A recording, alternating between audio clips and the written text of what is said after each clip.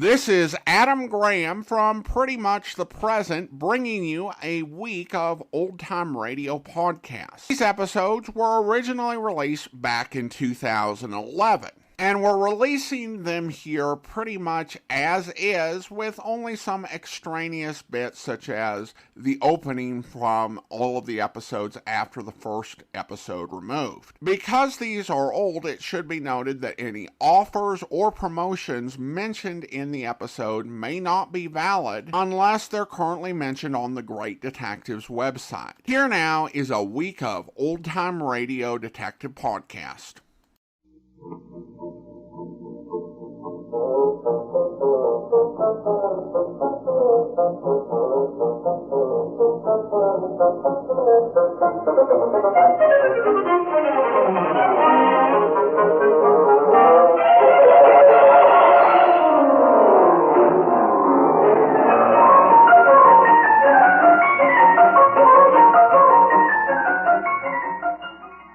Welcome to the Great Detectives of Old Time Radio. From Boise, Idaho, this is your host, Adam Graham. If you have a comment, email it to me, box13@greatdetectives.net.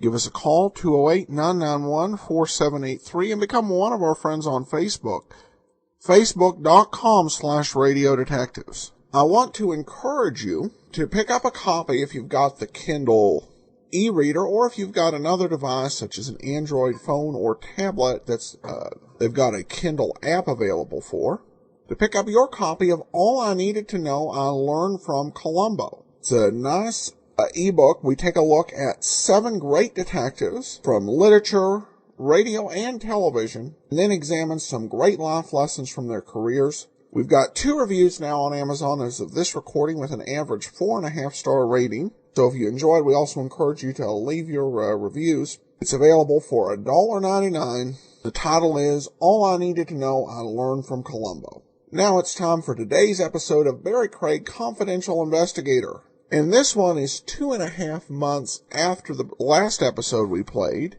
It's our first 1954 episode, and it's from January 19th, 1954. So 57 years ago, as of Thursday. Here now is Strange Vision. William Gargan stars as Barrie Craig, confidential investigator.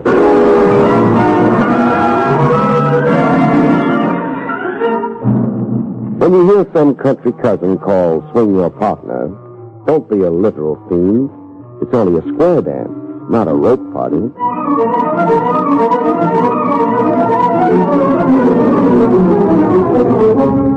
The National Broadcasting Company presents William Gargan in another transcribed drama of mystery and adventure with America's #1 detective, Barrie Craig, confidential investigator.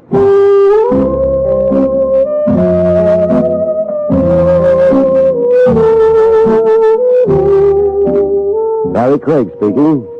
Case number 216. The number sticks in my mind, as does everything pertaining to the rhubarb, because it was off the beaten track. Nothing like the general run of stuff a confidential investigator tackles. Even the way it began was unusual. Very hush-hush, with elaborate secrecy safeguards. The kickoff was on a train. I'd gotten on in New York, the 11:10 Express, as requested, and found myself a seat in the observation car, also as requested. Leaving Baltimore, someone was to spot me and join me, confidentially, a man named Dexter Dean.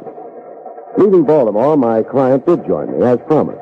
A short fellow, impeccably dressed, with worry wrinkles that made his face look like a spider web. He flopped beside me. You're Barrie Craig, of course. How can you be sure? Sure? Oh, no, I guess I can't be sure. So? You will please show me identification. Now we're getting smart. These credentials okay? Yes, fine. You were teasing. Teaching. You go to the trouble to set up a top-secret meeting like this with an operative you only talk to on the phone. Be sure you're spilling to the right guy. Oh, well, I'm very often absurd. This sort of thing is new for me. Well, what's up? Well, if you listen, I own and operate a chemical plant in Greensville, Ohio. A small plant, but we do important work. Important meaning? A considerable portion of our product is sold to the government. Oh. In recent months, there have been a series of mishaps. Like, Fires, principally. 4, Mr. Craig, since last September. 4 fires of undetermined origin. meaning possibly of incendiary origin? Yes. Or putting it baldly, sabotage? Mind you, I don't actually know. Of course, the monetary loss to me and to stockholders has been considerable. But covered by insurance? Yes, there has been insurance, but only enough to compensate for a portion of the loss. Well, what do the insurance people think of 4 fires in half a year? That's a good question. And the nub of my problem. There's been the devil to pay. I'm threatened with a total revocation of insurance if the outbreak of fires continues. Now, without proper insurance, Mr. Craig, we must close the plant. I imagine. You're a small plant, you say? Yes. How small? Oh, less than a dozen employees. And most of them are clerical, manual, and outside workers like carriers and truckers without access to our restricted area of the plant. The area where the fires have occurred. How many work in the restricted area, where they can do mischief? 3 men. And myself, of course. But your front office. No, we're not that kind of a formalized plant. I supervise and oversee actively. I spend my day in work clothes. I am professionally a chemist, like my father was before me. My father founded the plant. I see. Now tell me, why did you set up our meeting this way? Me on a train and you joining me 200 miles out. Why all the cloak and dagger? Because I somehow have an unshakable suspicion that I'm being watched. Somebody watching to see what I do about the fires. I want nobody to know I'm engaging an undercover operative. Undercover operative? Explain that. I want you to come to work in our plant. Computing formulae, say. Well, I don't know the first thing about it. Well, I prepare advanced charts. You can pretend to be testing and rationalizing them. You'll be able to fake it nicely under my tutelage. But I'll actually be getting a line on your key workers. Eyes and ears open. Yes. Prove or disprove sabotage. Prove the fires were merely accidental, matters of negligence only, so I can rest easy. Have renewed faith in my crew. You, of course, have to use an assumed name. Walter Gibbs. Fine. I'll pay you well. And add burial expenses to the tab. Burial expenses? Saboteurs play rough.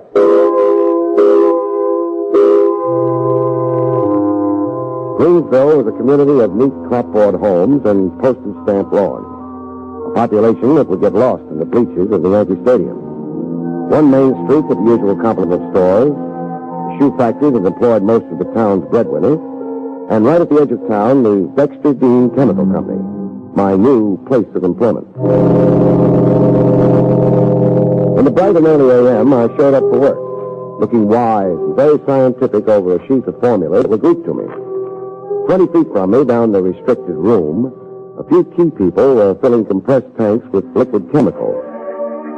A wholly mechanized bit, with a gadget wall of instruments and meter pressure readings that looked like something out of space fiction. Like any minute, the whole joint would take off for the planet Mars. Hiya. Gibbs, is it? Uh-huh. Gibbs. Walter Gibbs. I'm Ben Marlowe. Welcome to Dexter Dean Chemical. Thanks. Where you from? East, Baltimore. The Haley Wilcox? Haley Wilcox? Chemical company in Baltimore. Oh, no, never worked for them. As a matter of fact, I'm back at a trade I gave up 8 years ago. Oh? Had to try at my own business for a while.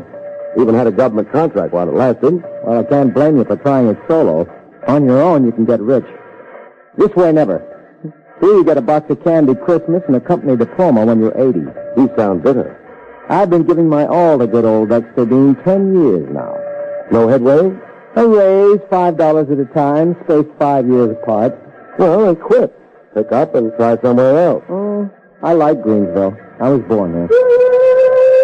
Well, there's the whistle. It's lunch. I'm alone. I'm not. A date every lunch, every day. Oh, she must have something. Mister, she has everything.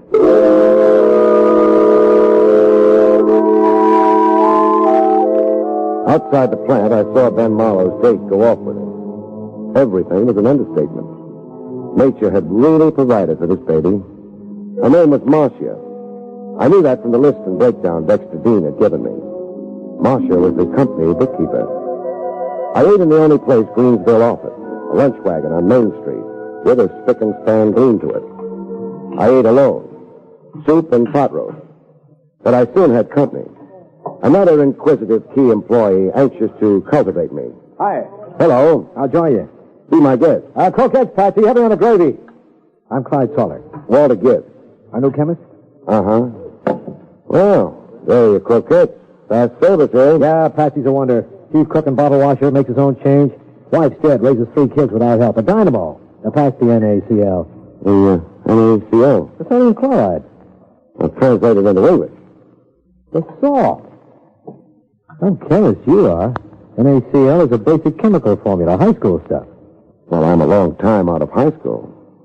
Before you start clowning about the water, I'll pour you some H2O. You're frowning, cousin. Am I? Yeah, what about? Wondering why Dexter Dean's got you working on formulas. That worries you? In his, Dean's place. Must mean Dean's thinking of giving up active work, grooming you to replace him. It could mean that. So what? And frankly, I'm miffed. Why? I rate the promotion to head chemist. I'm qualified. I've got seniority. 12 years of my life. The typical Dean double-cross.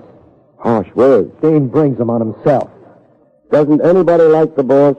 We could, if Dean let us, but he won't. He's pompous, fuzzy-headed, self-centered, dead to the human issue around him. That's why I'm knocking myself out. Well, you're living in Greensville, Wilson. The name is Gibbs. You know it's Gibbs. I just wanted to see if you remembered your own name. Did you think I wouldn't? Chemists are vague sometimes, absent-minded. And where did you say you were stopping? I didn't yet. The Hotel Warback. $8 a week. 10. They hiked the price on you. Don't they usually to strangers in town? Well, I've got to get back to slaving over a hot formula. So long, Swanson. The name's Salter. Looks like you've won every round so far. Looks like, but I wonder.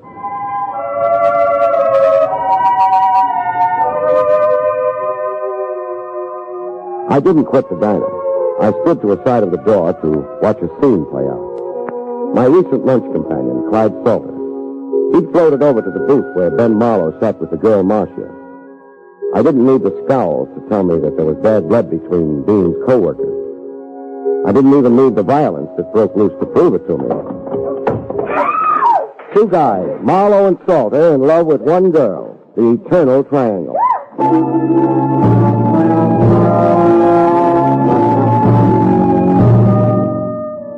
My first day undercover in Greensville. A setup so far with every earmark of intrigue. That night, heading for my room and to bed, I got a better idea of the lively time I was in for. I'd hardly gotten in the door when the sky over Greensville fell on me. I slumped, grabbing at a guy's sleeve. My hand came away with a piece of metal, a cufflink. I barreled my fist around it before going to sleep.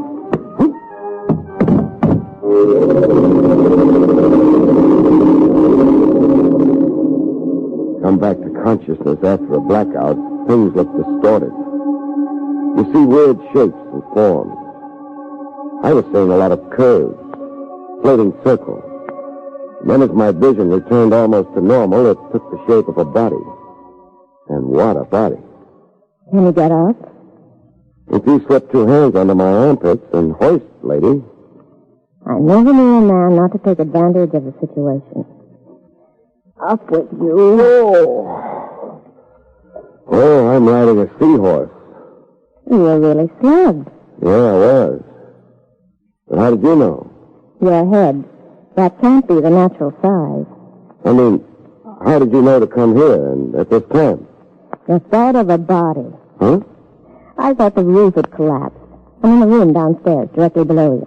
Oh. Am I quit? What? Being your invisible attacker? How did you know my attacker was invisible? Aren't attackers always? You're good, baby. You're suspicious, mister. Pardon me while I check my pocket. I thought so. What? My wallet. It's been lifted. Motive on robbery. Maybe. And maybe another reason. Now, what other reason could there be for theft of a wallet? Oh, stuff in it besides money. Identification. You said it. I didn't. You know something, Marcia? Yes? If I had $1, I'd bet it. Bet what? That I'm not undercover to you. That you know exactly who I am. Yes, I do know. You're Barrie Craig, the New York detective. You're the daughter of a witch? In the plant office, I overheard Dexter Dean telephoning you long distance. He did it so secretly. Or you eavesdropped so expertly? Now tell me, who slugged me to find out whether Walter Gibbs was a native? I don't know. But I can try to guess. So try. Clyde Salter. Continue fingering him. All right. I believe it was Clyde Salter who started all those fires. Motive? I'm not sure. For one thing, hatred for Dexter Dean. Dean's removed on a promotion promised Salter. And another thing? Hatred for my fiancé, Ben Marlowe. I used to go with Clyde. I dropped Clyde for Ben. I believe Clyde planned to involve Ben. Have Ben blamed for those fires. But he hasn't in all this time? He tried. I frustrated him. How? When I cleared the fires, there were certain things belonging to Ben left at the scene. A hat once. Another time, Ben's fountain pen. I found them before anybody else did. Both articles stolen from Ben. Maybe not. Maybe your fiancé Ben did drop those things at the scene of the fire and nobody tried to find him. Oh, that's ridiculous. Your Ben has no more love for Dexter Dean than Clyde Salter has. Ben's gripe, no adequate raise in pay in 10 years. You can spin circumstantial theories around all kinds of people, Marcia. But back to the guy who slugged me.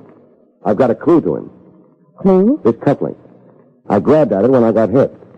An initial cufflink. Solid gold, looks like. Here, look it over. H.T. What? Harry Tyler. And who's he? A former employee of Dexter Dean. He's here in Greensville. On the bum. He was once plant engineer. Until? He had a violent row with Dexter Dean and was fired.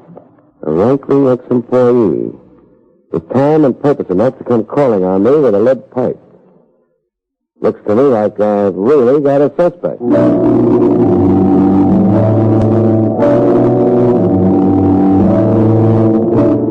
A disgruntled ex-employee whose cufflinks were initialed H.T., Harry Tyler.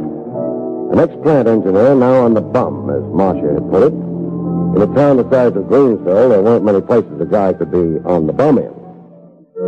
I tried the Odeon Dance Hall. Beer served on the premises.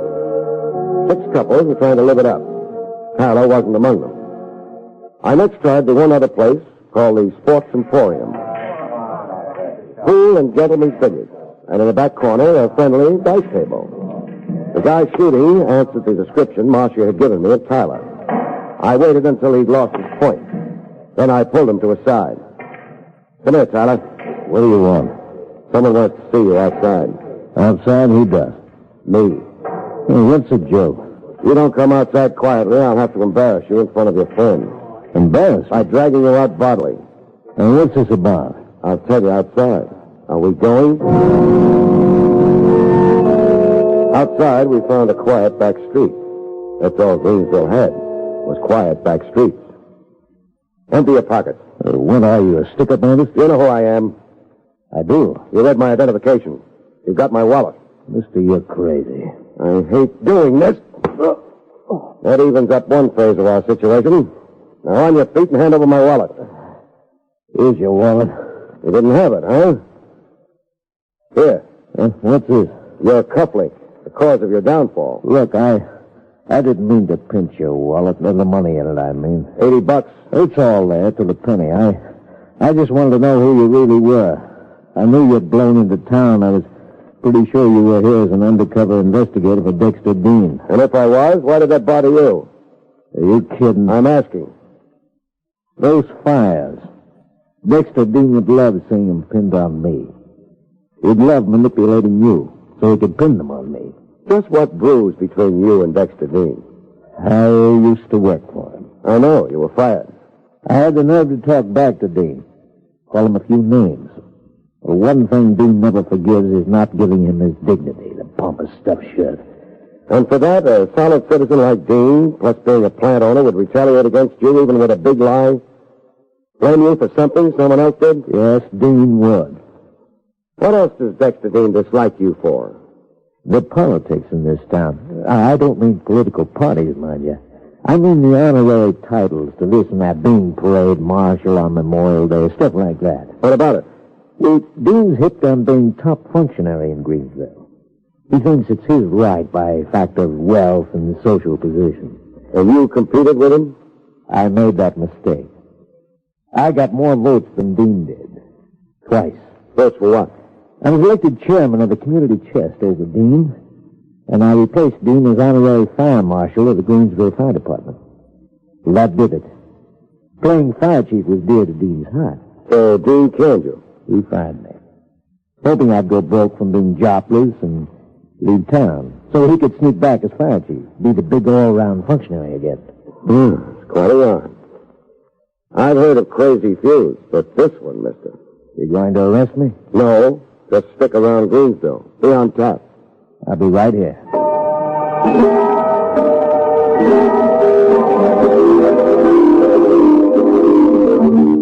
Wacky characters in a town so small you could bicycle through it in 4 minutes flat. The next AM, I showed up for work again. Even though I was now as undercover as a gravy stain on a tuxedo front. I showed up anyhow, for what it might be worth. Same routine as the first day. The first chance he got, Clyde Salter hopped over to heckle me. Morning. Morning, Salter. I picked up a hot rumor. About? You. I heard say you were a New York detective, here doing a job of spying. As a spy, I'd just be declassified. Seeing the secret's not only out, it's all over town. But I'm still a detective. Here to make an arrest? Here to find out the truth about 4 fires. 4 fires I figure to be incendiary in origin. Who do you suspect? Everybody. And that includes me. Well, you're neck and neck for top honor. Marcia or Ben Marlowe or both of them have been steering you in my direction. Now, why would they? Marcia would see me dead. I left her standing at the altar 3 months ago. Not the way she tells it. Ask the townspeople. Yet you slugged Ben Marlowe over Marcia yesterday in the lunchroom. I slugged Ben, but not over Marcia. Then Ben Marlowe drives an imported car at crazy speeds. you're digressing. I'm not. Marlowe ran down and killed my boxer. I don't want to carry on about a dog with you, but you can guess how I feel. Yeah, I can guess. A man and his dog. I thought this town was only wacky a half hour ago. Now I think it's plain nuts.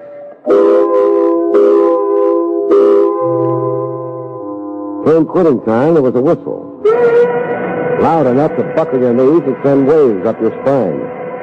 When the plant was emptied, I huddled with Dexter Dean in his office.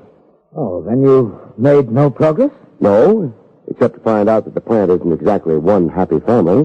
What do you mean? Nobody likes the boss, for one thing. You're harboring vipers, Dean. I'm unpopular with my employees? You're the plague. Oh, well, what do you recommend? I recommend you make good on promises. Like the promotion Salter's been expecting, and the raise Marlowe's been expecting. A raise hefty enough for him to get married on. Remember, you asked me. Yes, I'll make a note of your suggestions. Don't make notes. Do it. And now's the time to tell you that I'm about as undercover around here as the wrapper on a store cigar. Your real identity is known? Like all Greenville were godparents at my christening. Good heavens, then it's fruitless to expect you to find the culprit. It's at least tougher, but we'll hope. Oh, you mind if I smoke? Why, no. Yeah, it's got cigarettes, but no matches. I have some here.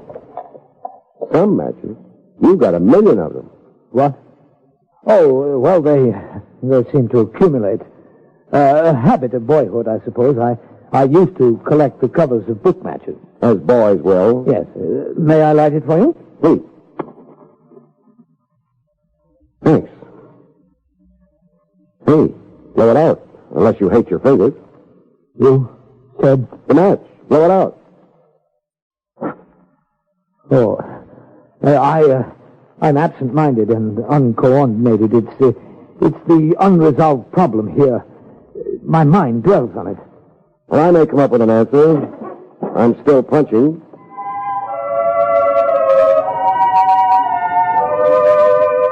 That night, I took my constitutional down Main Street. The town was dead. Dark like a blackout, except for the one movie marquee. A first-run picture, Beat the Devil with Humphrey Bogart. I thought of going in to see it as an antidote for inaction when I heard the fire engine. The whole Greensville Volunteer Fire Department, racing pell-mell toward the southern edge of town, where the Dexter Dean chemical plant was. And riding in the chief's car, wearing a big red helmet, was Harry Towler.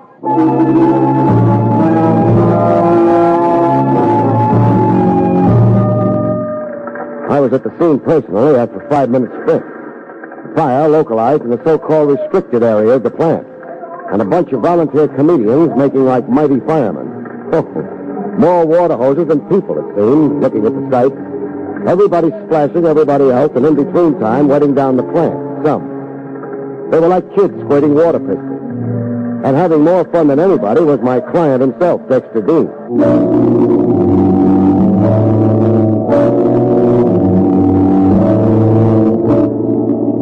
That night in the Hotel Wabash, I couldn't sleep. No reflection on the bed. The linen was fresh and the mattress free of kinks.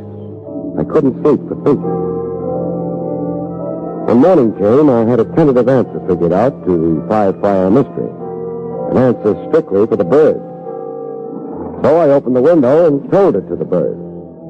The birds gave it right back to me. They'd lived in Greensville long enough to know to keep out of local affairs. I got dressed and went down to get Dexter Dean's reaction to my brainstorm.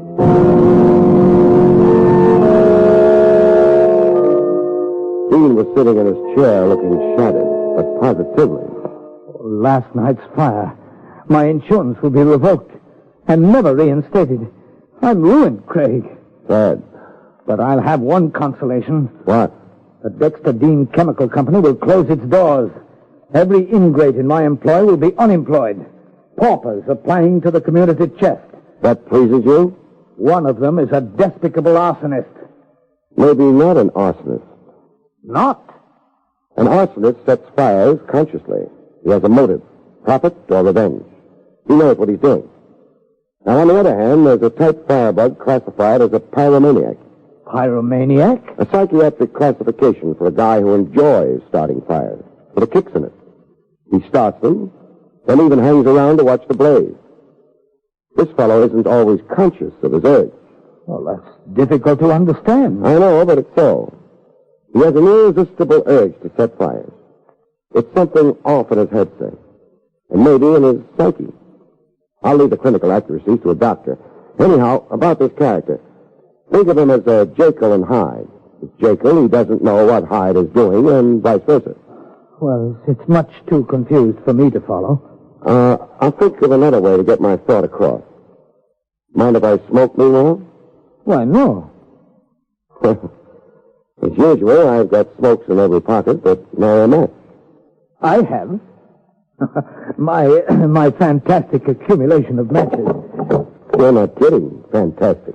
May I light it for you? Don't bother. Give me the book. This time, on a borrowed match, I watched Dean's eyes react to the burning match. He stayed with the flame as if hypnotized by it. I let the match burn out, then I lit another. Still hypnotized, staring as if he read some mysterious secret lost to mankind in the flame. I lit my cigarette this time and threw the lighted match into Dean's wastebasket. A wastebasket crammed with papers.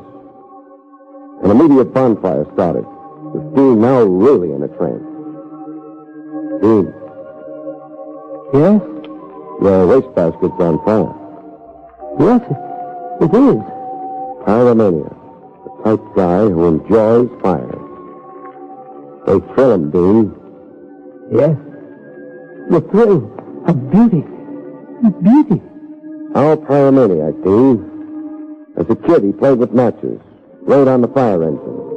And when he grew up, he liked wearing a fire chief's hat and officiating at fires. Fires he often started himself. Dean, come out of it. Yes, Craig? The fire in the wastebasket's burning itself out. It's a metal basket. We've solved your 5 fires. You started them yourself.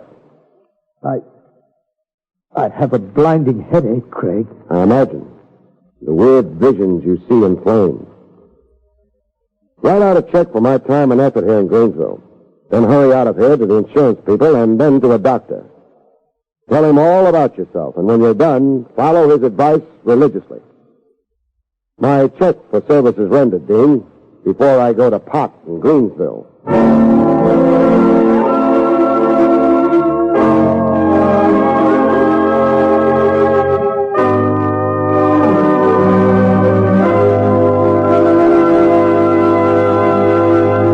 You've been listening to William Gargan in another exciting transcribed mystery drama from the adventures of Barrie Craig, confidential investigator. Tonight's story, Strange Vision, was written by John Robert. Next week, it's the strange story titled Death Wins a Bet, about which Barrie Craig has this to say.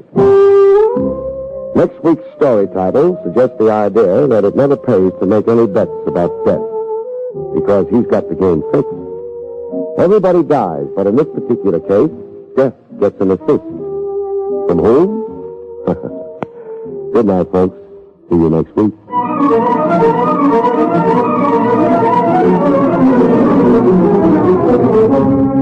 The National Broadcasting Company has brought you William Gargan, starring as Barrie Craig, confidential investigator.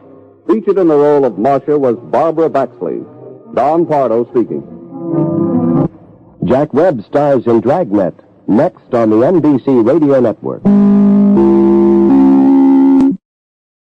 Welcome back. Well, I kind of began to get the solution to this as the case went on. Probably about 2/3 of the way through, I really strongly suspected the owner. I just did not have a motive until the fire was set. And then I think it got kind of easy to guess.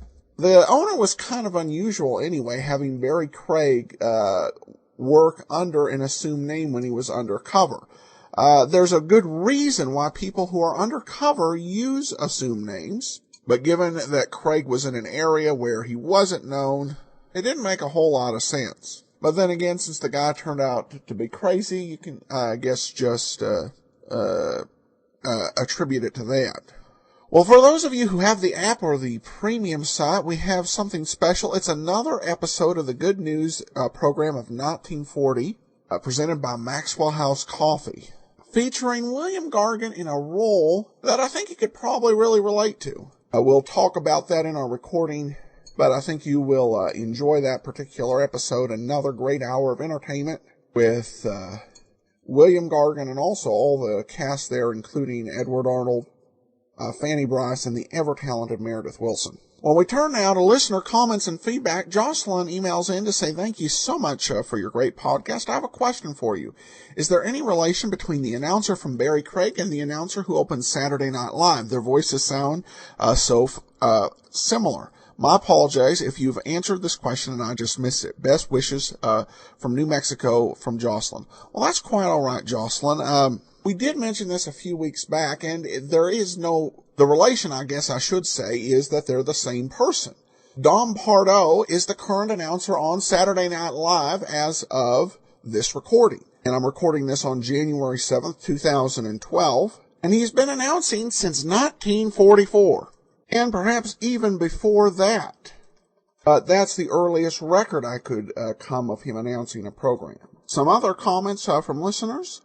Terry says this is the best app ever. And then Adam provides a great commentary and excellent programming from all over on Podcast Alley. Well, thanks so much. I'm glad you're enjoying the program out there.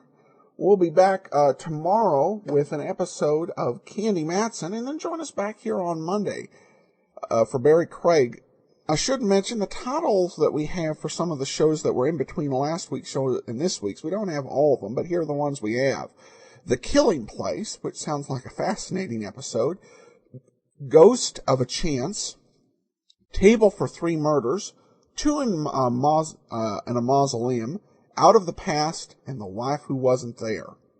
But we actually only have one missing episode until next week's show, and if I remember it right, it's a pretty good one. So join us for that then. Before we do get started, I do want to let you know this episode is brought to by the financial support of our listeners.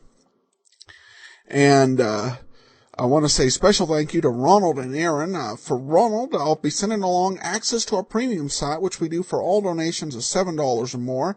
Aaron already has access. This is actually her third donation, and she has a comment which we'll share after the show. Well, we only have one lost episode this week. And that one was called The Big Frame. This week's episode's from September 12th of 1950, and it's called The Egyptian Amulet.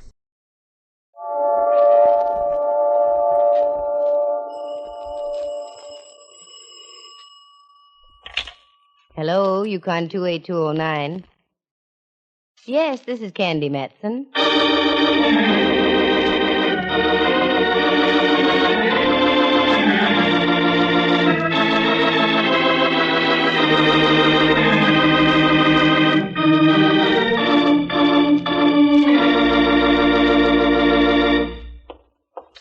Well, hello there, Candy. How's the one-woman Scotland Yard? Okay, Inspector. If business was any better, you fellows could all retire on your big fat pensions. Is Mallard in his office? Oh, sure. I just left him there. He's working on a deal, but it's all right. A deal? Oh, I won't bother him then. It's all right. When last observed, he was perched neatly on the horns of a dilemma. Ouch. Well, in that case, I'd better go in, Inspector. Righto. Drop around any time. High heels sound so much nicer than flat feet. Thank you, sir. Good morning, Lieutenant Mallard. Candy, for Pete's sake, I wish you'd knock when you come in here. Why? Well, I might have been, What, Mallard, dear? asleep or something. Well, now that you're in, pull up a chair and set a spell. I heard you were busy. You heard I was busy, so you barge right in? I can always barge right out again, you know. No, stick around. I've done all I can for now. What have you got, a murder? In homicide, I'd be working on a purse snatching. Here, take a look. Ever see anything like that before? Nope. Looks like a small medallion of some kind. I don't think so. Near as I can figure, it's the symbol of an order or a cult. You recognize the characters on it? Well, they seem to have an Egyptian flavor. That was my thinking, too. However, I'm not an Egyptologist. You can always take it over to the University of California. University of California? What's wrong with that? Well, it'd be like cutting off my own nose. I've got Stanford and 6 points in the big game. After what UCLA did to them? Oh, no, sorry. From now on, I will knock before I come in here. And if I get an answer, I'm going to leave. You've got a point there. I know I have. I mean about taking this over to the university. Hey, wait a minute. Why didn't I think of it before? What? Rembrandt. He has a brushing acquaintance with the Egyptian language and writing. Rembrandt? Rembrandt Watson? Oh, you're kidding. No, I'm not. He spent quite a bit of time in Egypt before the war. Come on, get in the car and we'll drive over to his place. I've got to see him anyway. I'm sorry, Candy, no can do. I got to be in Judge Wallach's court in 10 minutes. Well, let me have it and I'll take it over to him. If Rembrandt comes up with anything, I'll report right back. Okay, just don't lose it, that's all. Why? Can't you get another one? Well, not this particular one, we can't. We took it off the body of a woman they found floating last night in Stowe Lake. Stowe Lake in Golden Gate Park? Mm-hmm. What a charming place to take your last bath. Oh, I almost forgot what I came here for to begin with. Here's the book I borrowed from you, Mallard, dear. Book? Which book is that? Latest facts and figures on the rise and fall of crime throughout the Western Hemisphere, plus a comprehensive digest on criminal trends in the United States as compiled by police departments of major cities throughout the country. Oh, thanks. Did you get anything out of it? The book? Heck no, I just barely managed to get through the title.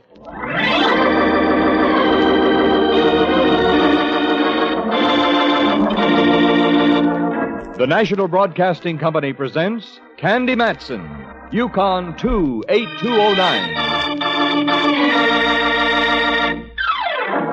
I slipped the medallion into my coin purse, slipped the coin purse into my handbag, slipped Mallard a peck on the cheek, and slipped out of the Hall of Justice.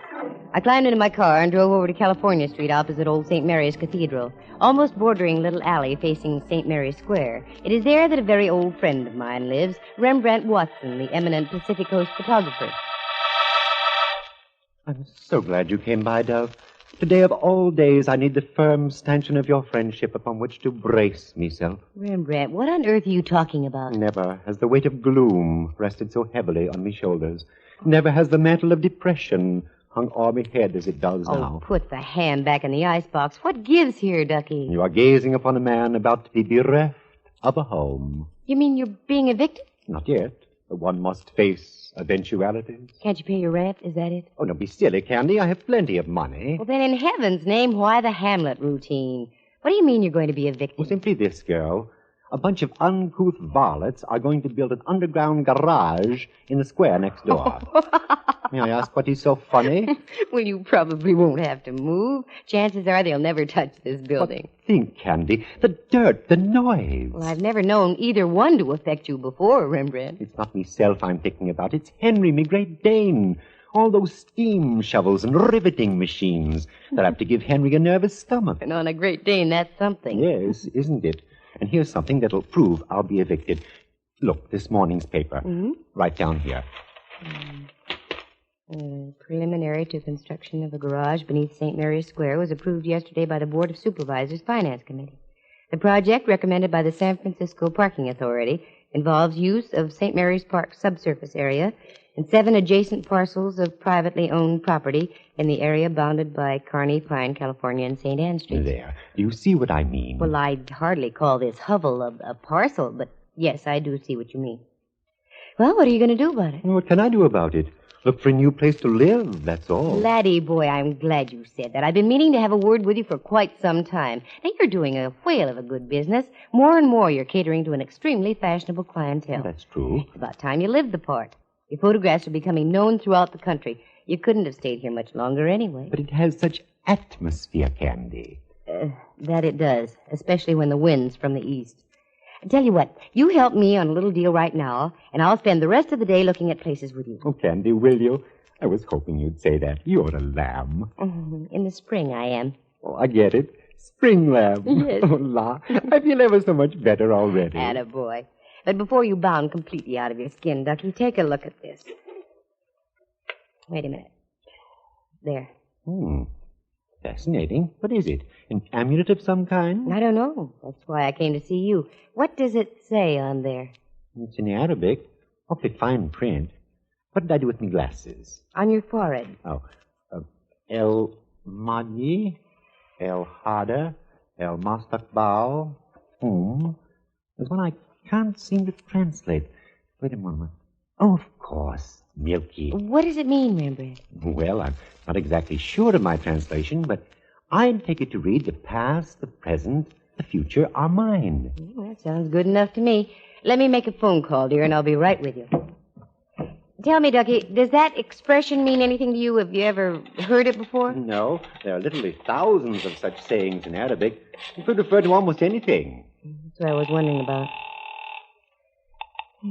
Headquarters, DeLucci speaking. Oh, hello, DeLucci. This is Candy Matson. Is Lieutenant Mallard there? Lieutenant Mallard? No, Miss Matson. He left with Judge Wallach and the jury on that Happy Dan supermarket killing. Out of Lake Merced. Probably be there the rest of the afternoon. Oh, okay. Would you write this down for me? Okay. El Maji, El Hader, El Mastaqbal, Hu Milky. Miss Matson, this is a phone conversation? It's legit. Well, in that case, Gesundheit. Thank you.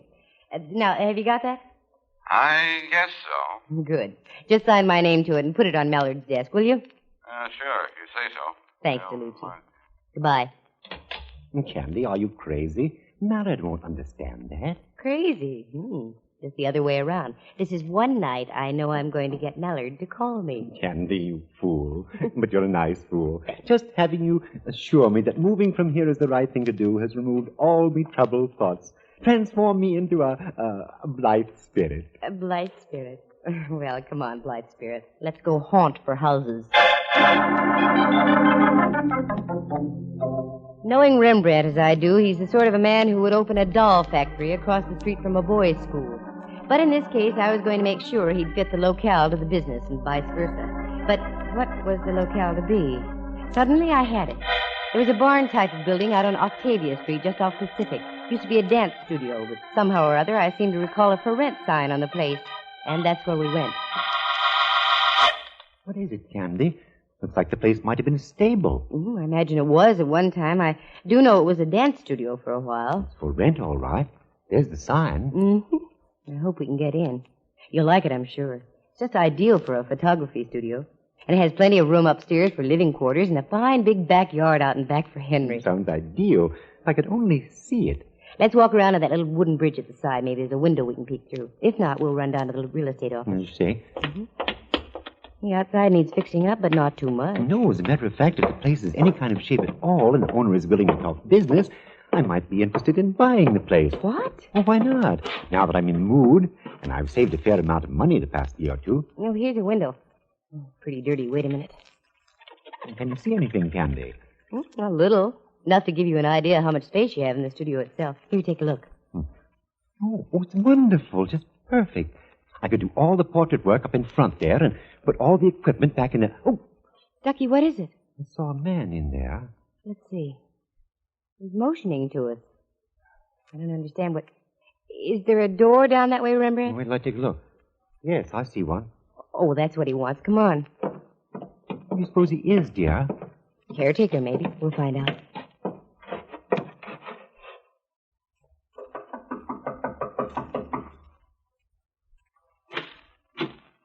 Was there something you wanted? We're just looking around. We saw the sign out in front. Are you the caretaker? No. I am the owner. Oh, then you live here. Again, no. There was a fire here last night. I came over to investigate. A fire? Yes. There wasn't much damage done. One of the neighbors saw it, and the fire department arrived almost immediately. Lucky for you. How much rent are you asking? I'm afraid you'll have to take that up with the real estate people. I let them handle all my transactions. Would you be willing to sell? I might, but that's something you have to discuss with them, too.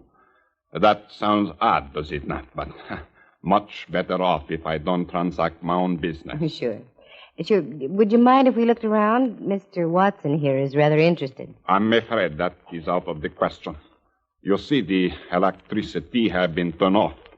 You would have to use matches. We'll be very careful, sir. I've got matches right here in my purse. No. It is impossible. After what happened last night, I'm afraid things might be misunderstood. I should be accused of... Accused? Accused of what, Mr. And what did you say your name was? I didn't, and neither did you. We have a quaint custom here in the United States. I am not interested in custom. I'm only interested in keeping my appointment. You'll keep your appointment, I assure you. Do you remember high-low, Rembrandt? Oh, yes. A quaint little device used with a great deal of success on the gridiron. Yes. Would you like to take high, and I'll take low? A pleasure, really. Now? Now. Get his arms if you can, Rembrandt. I'm trying to fake it like an eel. I think he needs a little persuasion on the head, like so. Oh, dear. I hope you didn't tap him too hard. No, he just went sleepy by for a little while. May I ask the reason for this unwomanly outburst on your part, Dove? You certainly may, Slugger. Look, up there on that beam above us. Oh, dear. Where are my glasses? Back up on your forehead. Oh. Now, what did you want me to see? Up there. A sign on that beam. Just barely visible, but you can make it out. And no. El Mahdi, El Hada, El Mastakbal, Milky. Sure. I saw it when we first came in. When the boy on the floor mentioned matches, it gave me a perfectly natural chance to open my purse and flash the medallion. He saw it all right. He stopped like he'd been sapped. He was? Twice, yes. Once by the medallion, once by me. I think we've got something, Rembrandt. Come on, let's get to a phone and call Mallard quick. And may I say something, Ducky? Certainly, dear. Well, I shouldn't say it, but that was the prettiest high-low I've ever seen.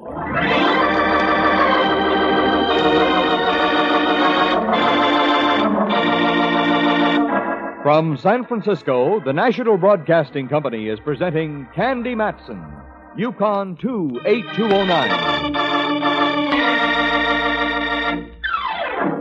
I left my gun with Rembrandt, who by this time was sitting on our little friend. I took off, found a grocery store about 3 blocks down, and placed a call to Mallard. Fortunately, he was in, and after I told him what was happening, he was out again, this time headed for the former dance studio.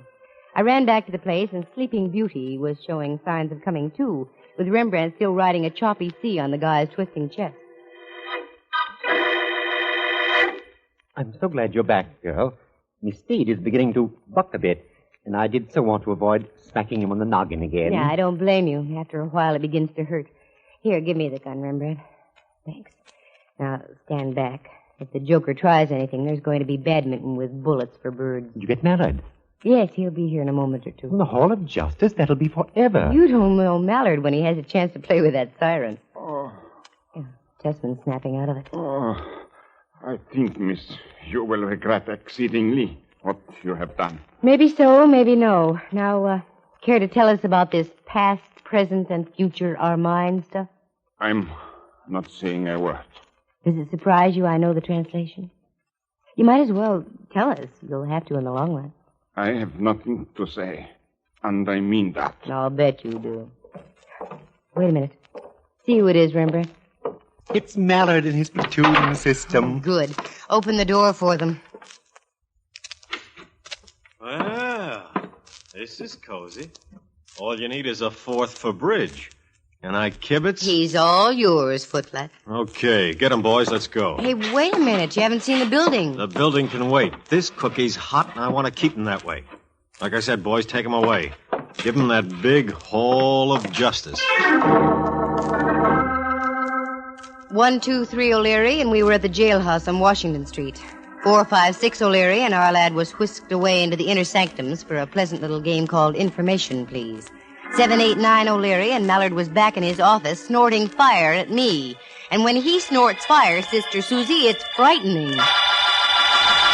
What are you trying to do? Have the whole city administration down on my neck? Why, Mallard, what do you mean? I'll tell you what I mean. We've arrested a man who's completely in the clear. He can shoot the works at us, sue us for false arrest. Wait a minute. Something's off the beam here. What's his name? Tessman, Al Tessman. How do you know he's in the clear? Because we checked just now. He's been a respectable citizen of San Francisco for over 20 years. Owns a lot of real estate around town. Fine reputation, excellent credit, the works.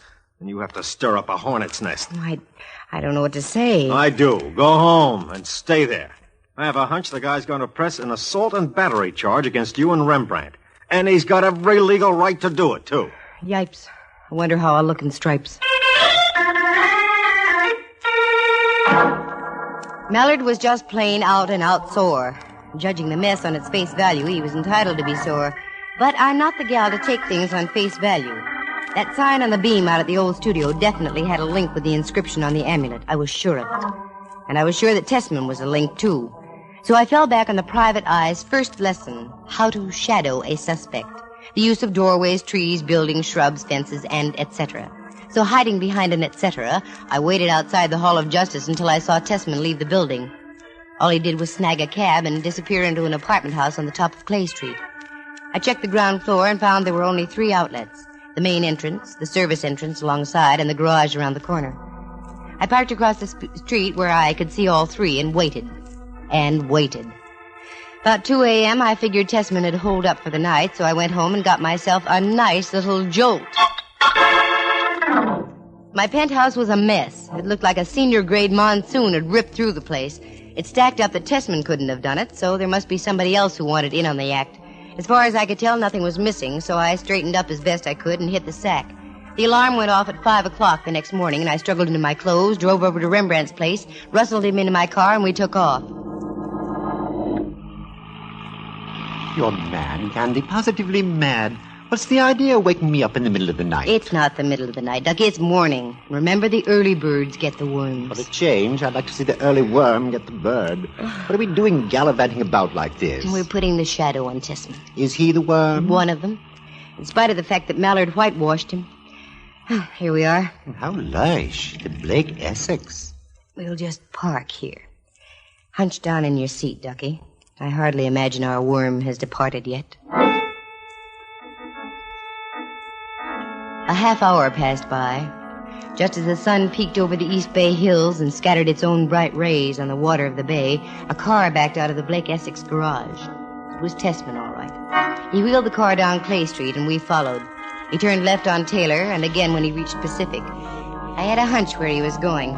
He crossed Van Ness Avenue, and we did likewise. That was when Rembrandt spoke up. I hate to mention it, dear, but I think the shadowers are being shadowed. How do you mean? I've looked behind several times. There seems to be a car following us. Just a coincidence. I wouldn't worry about it. Look, our boy's turning off onto Octavia. Just as I thought, he's returning to the studio. What do we do now? Go as slowly as we can. Give him time to park the car, get inside the building, and then go in after him. Are you sure you know what you're doing, Candy? Nope. Oh. Well, then it's all right. We'll go past Octavia to Laguna and down to Broadway and come back from that direction.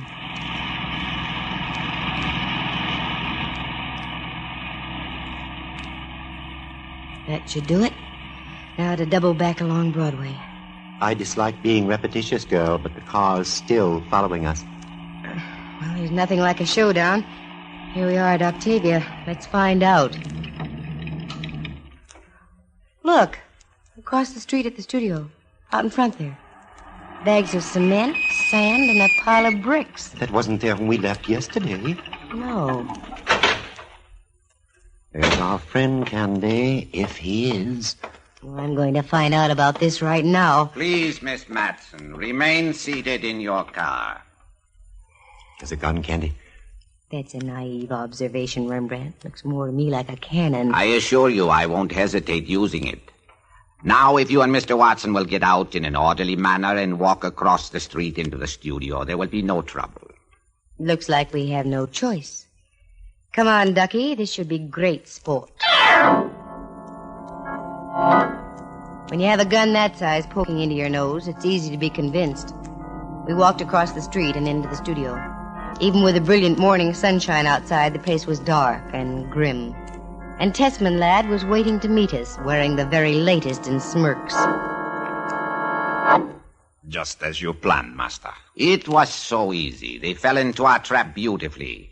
And now they shall feel no pain. To work, Tessman. There can be no further delay. Yes, Master. It shall be done. He calls me Master. And that is as it should be. Now, Miss Matson, now that you've so conveniently returned to our shrine, the amulet, please. I haven't got it. I left it at home in another purse. It wasn't in your place last night. So you're the character who wrecked my apartment. That is right. And now, if you will be so kind as to empty your purse on the table there. You better do it, Candy. Yes. There seems to be no alternative.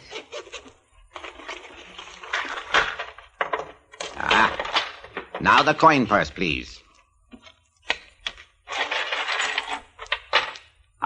Yes, the amulet. Thank you.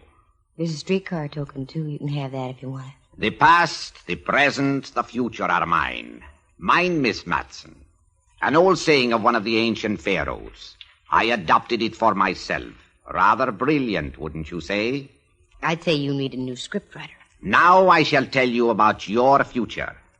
This building, being on a hill, was built on solid rock foundations. My faithful servant, Tessman, is an expert stonemason. You see that chamber-like affair hewn into the rock? Tessman is going to build a brick wall across it. You are going to be sealed inside, also like the ancient pharaohs. Only it will take more than a Howard Carter or a Lord Carnarvon to discover you.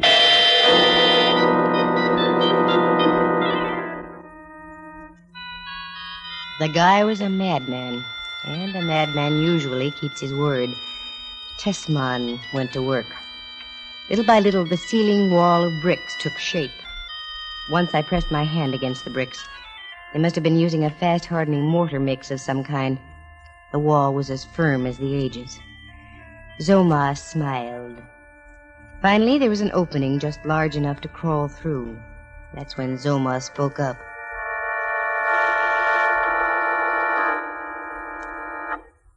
Enough, Tessman. I will complete the work. As you will, Master. My mission here is finished. You three are the only ones who know about me. And so I shall destroy all evidence and move on to newer fields. Tessman, in you go. What? Master, no. No. I have served you faithfully. I said get in. No. I won't die. I won't. Not even for you. What?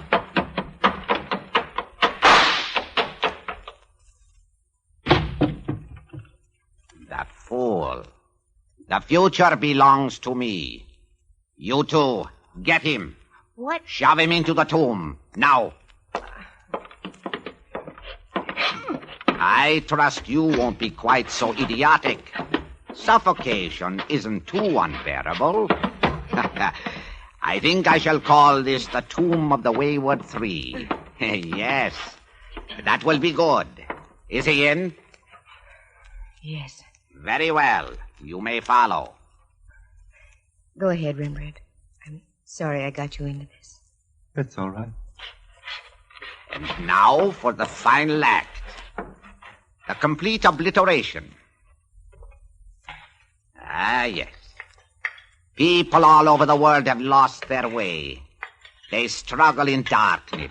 It is up to me to bring them the truth. For after all, El Hadi, El Hader, El Mostakbal Humilki, all mine. What about that woman you dumped into Stowe Lake, Zoma? A very generous lady. She contributed over $15,000 to the cause. But then the poor thing began to doubt me. Said something about going to the authorities. Most unfortunate. It was then that even I, Zoma, made a mistake. I forgot about the amulet I had given her. She was still wearing it about her neck. I will not make that error again. And now, like the final toast to life, the last brick. Sleep well, foolish ones. Forever. Get your hands straight up in the air, Mac. You desecrator! I said get your hands up! Yes, I will, like this!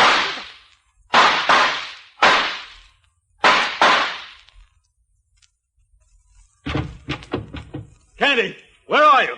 Over here, Mallard. Behind this brick wall. A fine thing, that's all I've got to say. Running around and messing things up.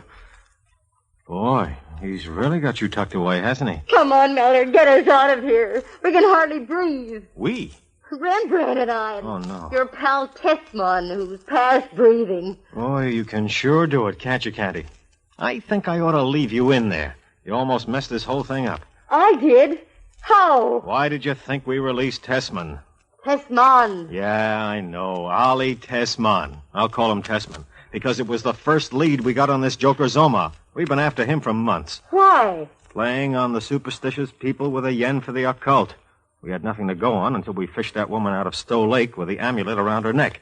And you have to go and stick your pretty nose into the picture. What about Tessman? Up until he met Zoma, he was okay. Doing quite well in real estate. Then along came the master. Tessman turned over the studio for Zoma to use as a temple.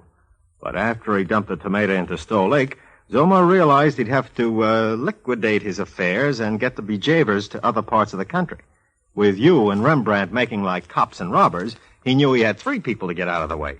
He almost got away with it. But how did you get here when you did? Sheer luck, Cupcake. I was only returning to make a routine checkup on this joint. Sister, are you lucky? You can say that again. All right. Sister, are you? Oh. On second thought, maybe you aren't. What do you mean, Mallard, dear? If there's one thing I can't stand, it's an interfering woman. I think I'll just leave you in there. Mallard, no. Irene, good night.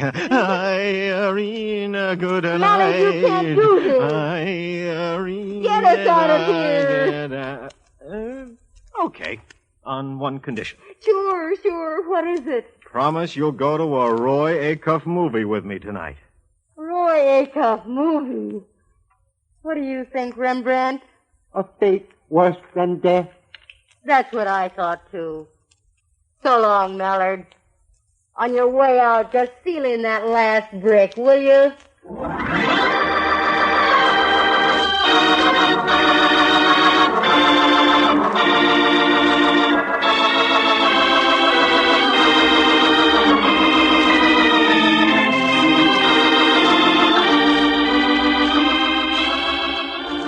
Listen again next week at this same time. For excitement and adventure, just dial Candy Matson, Yukon 28209.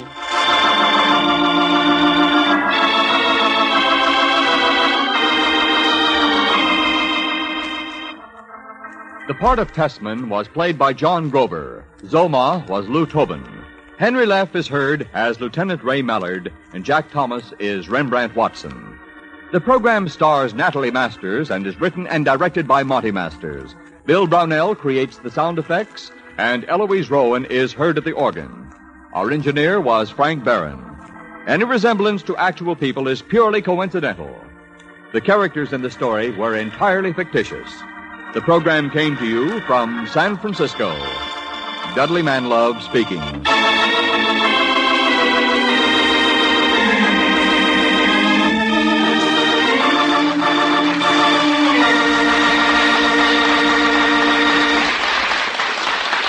This is NBC, the national broadcasting company.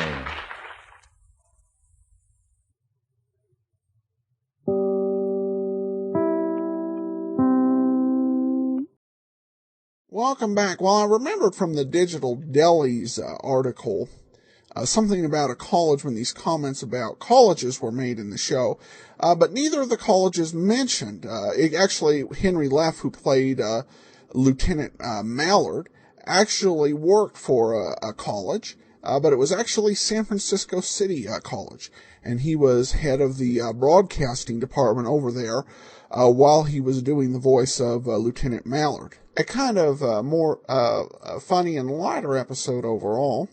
One of the few mystery episodes we'll hear involving a housing search gone awry. But we'll hear another one, actually, in not too many weeks, but we'll see about that. Well, listener comments and e-back, and we'll start, as I mentioned before, with Aaron. Aaron writes, Hi, Adam. I'm an Amazon Prime member, so your latest book was free for me. Sending this tip in appreciation of the work you do for the podcast and for the enjoyment I'm sure to get out of this book. Happy New Year to you and all the listeners at Great Detectives. Thanks so much, Aaron. I appreciate the donation.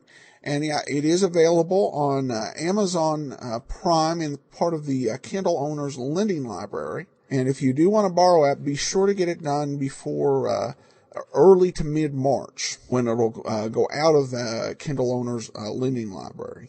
But glad you're able to get it through Amazon Prime. And then we have this comment from Podcast Alley. I really do enjoy your commentary and wit. Thanks for bringing it all back to me. Well, thank you so much for your comments.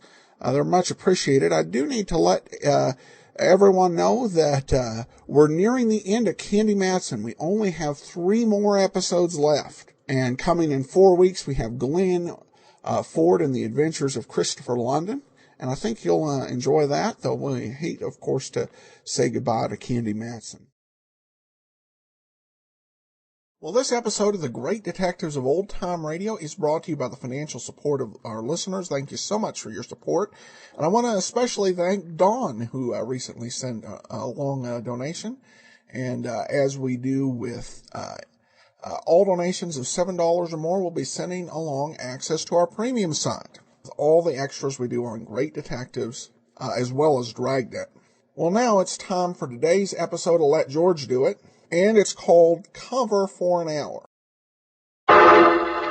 Personal notice. Danger's my stock and trade. If the job's too tough for you to handle, you got a job for me, George Valentine. Write full details.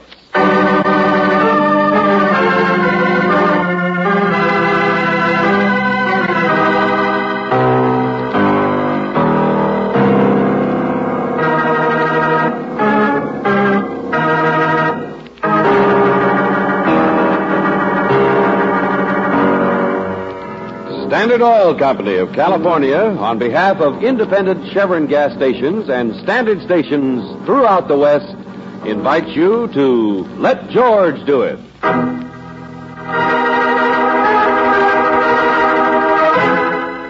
Cover for an Hour. Another adventure of George Valentine.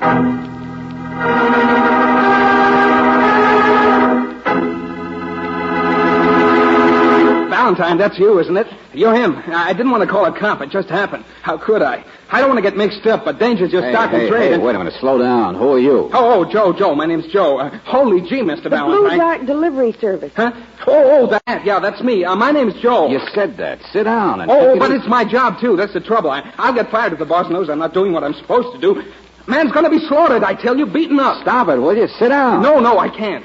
I'm in the Syndicate agency to pick up a delivery for across town, see? And I overheard this guy behind me. Hey, is this clock right? Is it 12 o'clock, really? Yes, of course. And stop waving that envelope. This hasn't got anything to do with it. That's just a delivery. You come with me, Valentine. I'll tell you all about it. For the last time, Buster. I'll get fired, I tell you. It'll take me an hour to get back. And this guy's going to get beaten up any minute. My girl, now she's understanding, Look, but... Could you just tell me what happened? Well, this guy's behind me. There isn't anybody. It's lunchtime, see? Look, lady, could you possibly... I know it's asking a lot, but... Here. Give me that. My girl says I just got to keep this job. Gee, thanks, lady. Boy, guy in my position gets himself into all Look, kinds... take it easy, will you? She'll deliver it for you. Only start making sense. Huh? Take a deep breath. Relax. Oh, yeah, sure.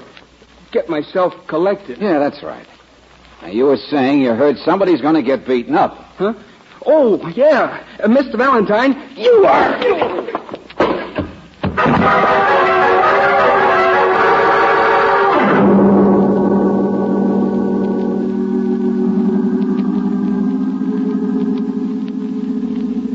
George.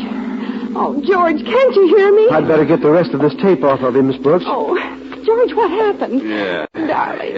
Here, get up in the chair. You wouldn't ask a flat tire what happened, would you? What? But you were tied up. You were in the closet. Here, drink this water, Mr. Valentine. George, this is Mr. Varney. How do you do? He just moved into the office down the hall. He helped me get the door open. Varney. Hey, you see anybody? You mean in here? Yeah. Well, that delivery boy, I bumped into him in the hall. Miss Brooks told me about him, but I didn't think anything. What kind of a building is this, anyway? George, he must have just done this to you and then run. The boy. Let's call him a man. In fact, call him several other things. Why? Why? Would you tell me that? What was he after? I don't know, George. Nothing's been touched. Oh, yeah, that's what you... But it hasn't. Your desk, the files, nothing. Oh, now, wait a minute. A guy just doesn't walk in... Sure, George. The furniture's all in place. He didn't pry into anything. What about the mail? Case is pending. Nothing except bills this morning. There aren't any cases. You mean this man just came in and beat you up and tucked you in the closet and left? What kind of a building is this? Oh, what? Look, thanks a lot for helping out, Frank. Well, sure, but if I were you, I'd take out insurance. Thank you, Mr. Varney. Oh. Hey, didn't he notice anybody else come in here besides that Joe? No, George. Neither did the janitor. So it must have just happened because somebody bears you a grudge or... Well, then why did he tie me up and take me in the closet? Now you better guess again. Oh. Hey, wait a minute. 1:15? Mm-hmm. I noticed it was just 1 o'clock when I came back. An hour. Joe was up here at 12. Oh, brother, we've got a case now, all right. Only what is it? 1 hour missing, Brooksy. And who used it for what?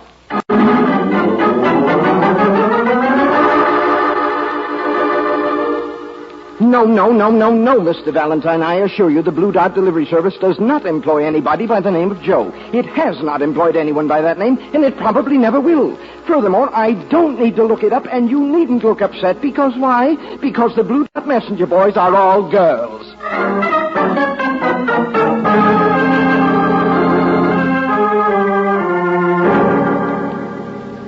Hey, Brooksy, what about that envelope you delivered for Joe? George, it was just an ordinary... Well, where'd you take it? The other side of town.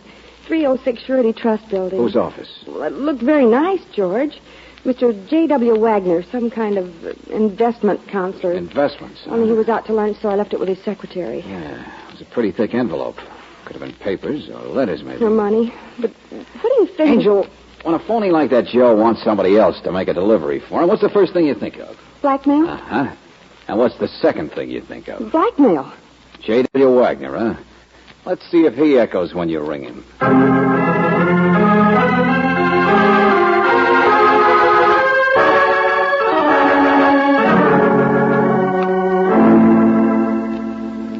My dear Mr. Valentine, what kind of a case is this that you're investigating? Look, let's not embarrass each other, Mr. Wagner. You see, I've never heard of this Joe person you describe. He's not my sort of client at all. The envelope did have your name and address on it. Of course, my dear. And we'll go into that. Look, Mr. Wagner, tell me about your business. It doesn't seem to surprise you to have an envelope like this from somebody you never heard of. I often have deliveries, bonds, that sort of thing. But it doesn't show a return address, does it? Okay. You have wealthy clients. You handle all kinds of things for them. Well, for myself, too. I can afford a few hobbies. I'm not poor. Not slow, either. I couldn't be tricked into telling you anything that's confidential. Investments are. Would you call blackmail an investment or a hobby? Mr. Valentine, I wouldn't show any connection with this thing no matter how long you stole.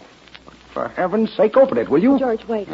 I assure you I haven't even had a chance to open it myself. I know it's the same envelope, George. I dropped it getting out of the car. There's the spot I got on it. Uh-huh. Well, the seal's not broken either. It hasn't been tampered with. All right, so it's the same envelope. Now, will you two open? Okay, friend, okay. The same one, all right, so here goes. Paper. Just blank paper. Now, what in the name That does it. First, it's a blank hour you complain of. Now it's blank paper. Good day, Mr. Valentine.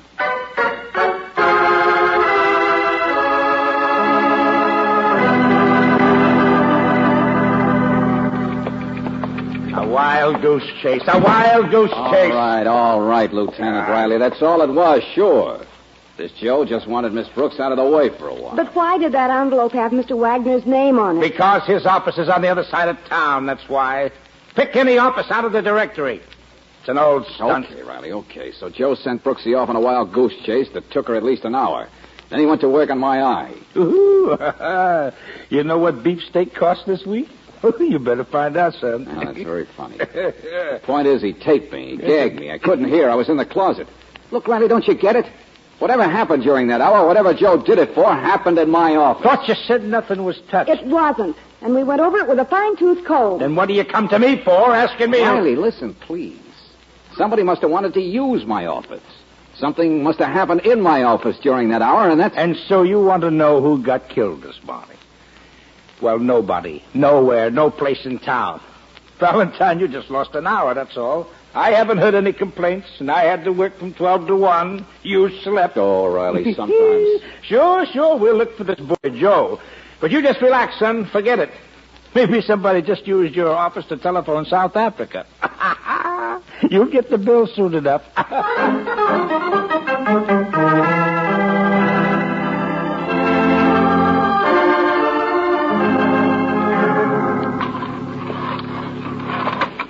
George, when we get in the office, I'll call and get something for that eye. I ought to get some for both of them. I'm going to go through this place with a magnifying glass, and I'm going to... Did you hear that? Our office. Oh, Miss Brooks. Hey, what in the world are Wait, you... it is you, isn't it? I saw you from the door, the glass. What are you doing in there? Who are you? Oh, and gosh, kid, he told me you were sick. What? I'm Sue, public stenographer. You know, down at the corner. Oh, I've seen you lots of times, honey, eating lunch at the drugstore. Yeah, I guess so. Now pull yourself together. Well, he said I was to take letters. I went in, and there was a letter from somebody's Aunt Nellie. Letters? Aunt Nellie? Well, I mean, he wasn't there, only there it was on the desk. Well, I thought it was kind of funny because his wallet was right beside it, too. Come on. So, I mean, I didn't see him then. At least... Look, the joint's been torn apart. Oh, I know. Gee, it looks awful. Oh, honey, listen to me. I just got this call. You see, only a few minutes What ago. call? From whom? Clear it up, will you, Sue? Can't you Well, be a he little... said you were sick. I told you. He needed a stenographer. Who did? The one whose wallet... Oh, honey, hang on to yourself. He's good looking, too, like the picture in the wallet. Oh, look out there, mister. It's behind the... That's a man. On the floor. George, don't go any closer, honey. Don't. It's him. Never saw him before. It's not Joe, Brooksy. Oh, don't you understand? It's his picture in the wallet. His name. It's him. Called me only 15 minutes ago. It's your boss, honey. It's Mr. Valentine lying there. He's dead.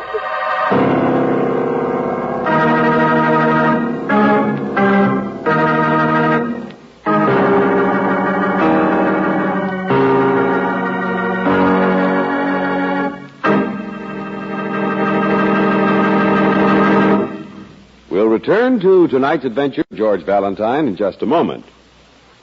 Every day in the week, you'll notice more and more motorists stopping at independent Chevron gas stations and standard stations. Of course, for that's where you get Chevron Supreme, the gasoline that makes your car run smoother and more powerfully than ever before. And that's because Chevron Supreme is super refined to prevent power-robbing gum from forming in your car's engine. Most raw gasolines contain impurities that form gum. The only way to get rid of the impurities is to refine them out. Chevron Supreme is super refined to stop engine sticking gum and to give your car all the extra power it can handle. That's why motorists say Chevron Supreme gives them that new car feeling. Try it in your car tomorrow. Enjoy full mileage in the kind of driving you do. Get super refined Chevron Supreme at standard stations and independent Chevron gas stations.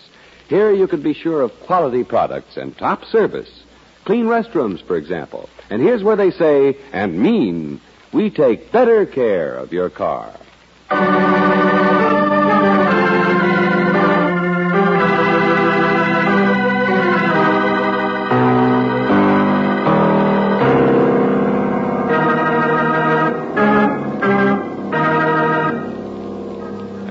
back to tonight's adventure of George Valentine. It's a well-covered hour, all right. Only the body lying there on the floor of your office didn't get there during the missing hour, did it?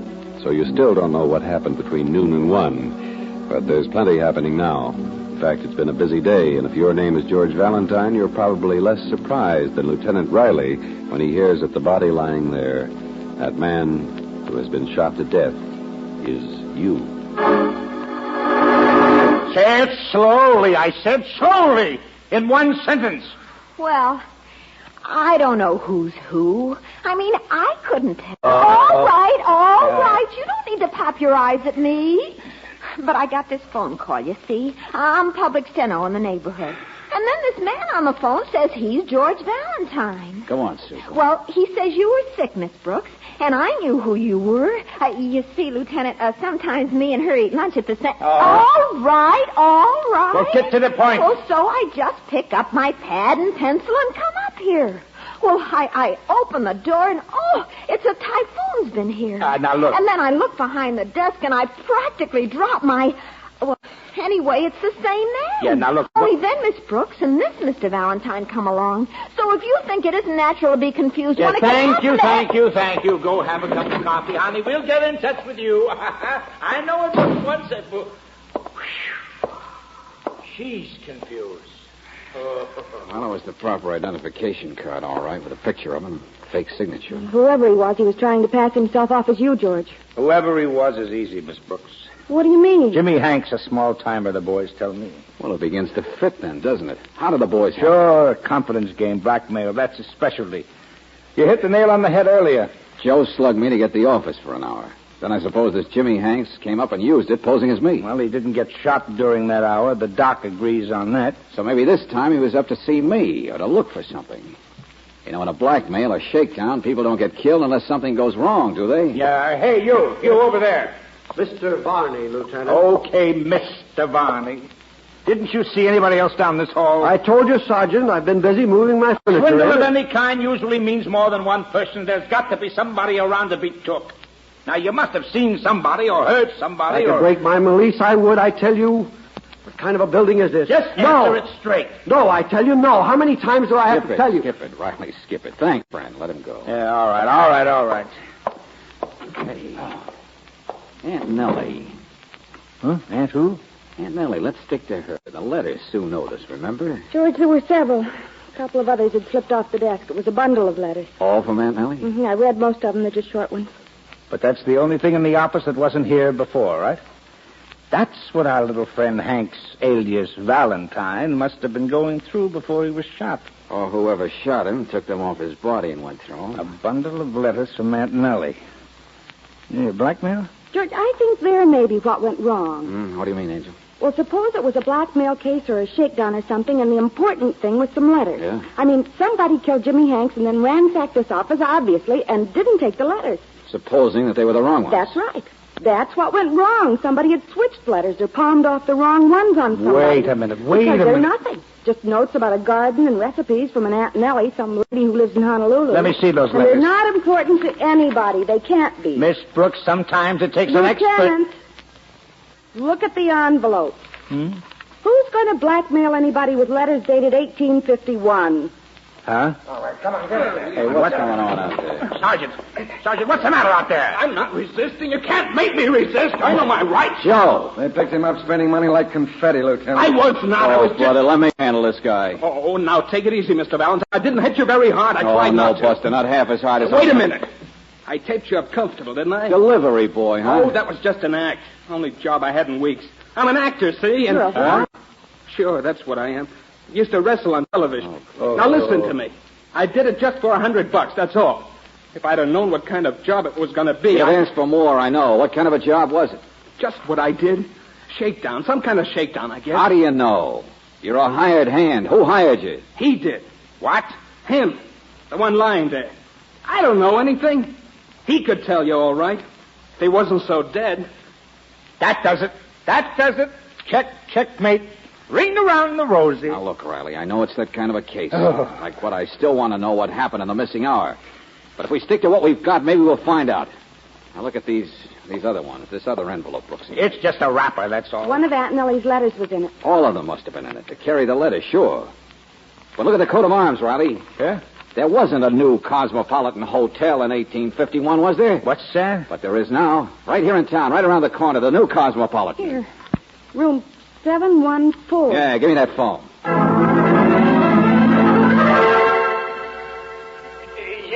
Yes, hello. This is Mr. Cruikshank speaking.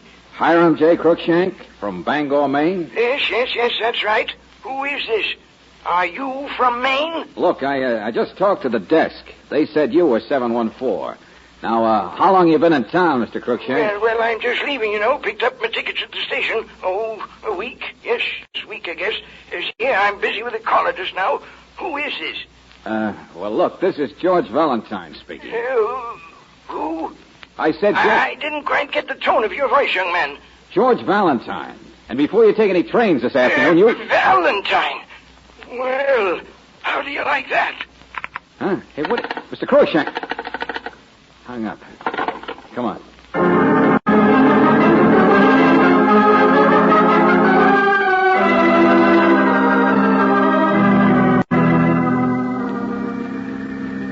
Oh, no, sir. Mr. Cruikshank hasn't checked out yet. I'd know because he raises a fuss every time he turns around. Only has one arm, but you ought to see him count change with it. Nearsighted, but you ought to see him add a bill over your shoulder. Is Cruikshank's a tightwad? Oh, no. I only expect 6 or 7 cents out of a nickel. Bellboy's delight. Here in town to make some kind of a deal, they say. Yeah, what else do they say? Down to the right now. Here to sell something. Did it this morning. Came in looking like he swallowed the mint. So Cruikshank's here to sell something and did. George, the letters, he must be the one who... excuse me, this is it. Now watch this. Callers, he'll say. Someone from Maine? Then who are they? What do they want? Man has to watch himself in this part of the country, he'll say. Man has to be careful how he... Yeah. Man has to be careful, all right. Dead. Slugged from behind with a lamp, I guess. Deader than Kelsey. I've seen him before, I have. In the office, a week or so ago. I didn't think anything of it, but it was Mr. Cruikshank, I'm sure. Yeah, well, what's all this? Well, he wanted somebody investigated. You weren't there, George. He didn't tell me anything, just said he'd get in touch later if he needed you. Didn't tell you anything, huh? Nobody tells anybody anything in this Skip case. It, Riley, skip it. Look at the room. It's been combed over just like my office. I know it. So has he. Look, pockets, everything. Yeah? Yeah, but nothing taken. At least not the usual. And the keys, the travel folders. The wallet isn't even touched. It's all packed and ready to leave. That all there is? You mean on him? Yeah. Sure. The wallet, Rotary Club. What more do you want? Hey, listen to this. What? It's a copy of a letter he typed several days ago, apparently. It says, I have the cover in question. You have the money I need. Cover? How many more words do you need for blackmail? It says, my agent will get in touch with you at the earliest convenience. Considering the value of subject, I'm sure you will have no objection to meeting my price. Hiram J. Cruikshank. Agent? Sure, of course. And this letter, my friend, was addressed to Mr. J.W. Wagner. Wagner? Yeah, and it's the same one, all right. Yeah, now we're getting somewhere. The sale was made. This sharp little boy from Maine came out here and sold this stuff. Hey, let me see the rest of that. Because there, my friends, is a check. $50,000. Oh, Wagner handles investments all right. It's made out to him, Cruikshank. Signed by Wagner, dated to date for $50,000. Wait a minute. What else is in his pocket? Don't heckle me, son. Hand me that phone. Hello? Huh?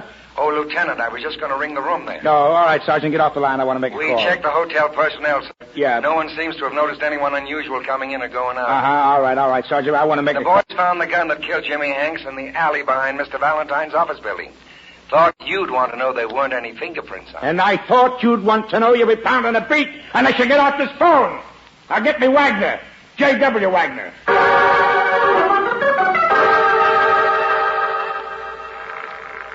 Yeah, investments. Oh, sure, the kind of clients he has. Riley, will you stop going crazy? Just give me that stuff in your hand. The keys, travel folder, the check, the letter. Now, wait a minute. Where are you going? To put your jigsaw together. There's one thing missing. What? But he don't answer. This guy... Of course he doesn't answer. Come on, Angel. We're going to catch a train.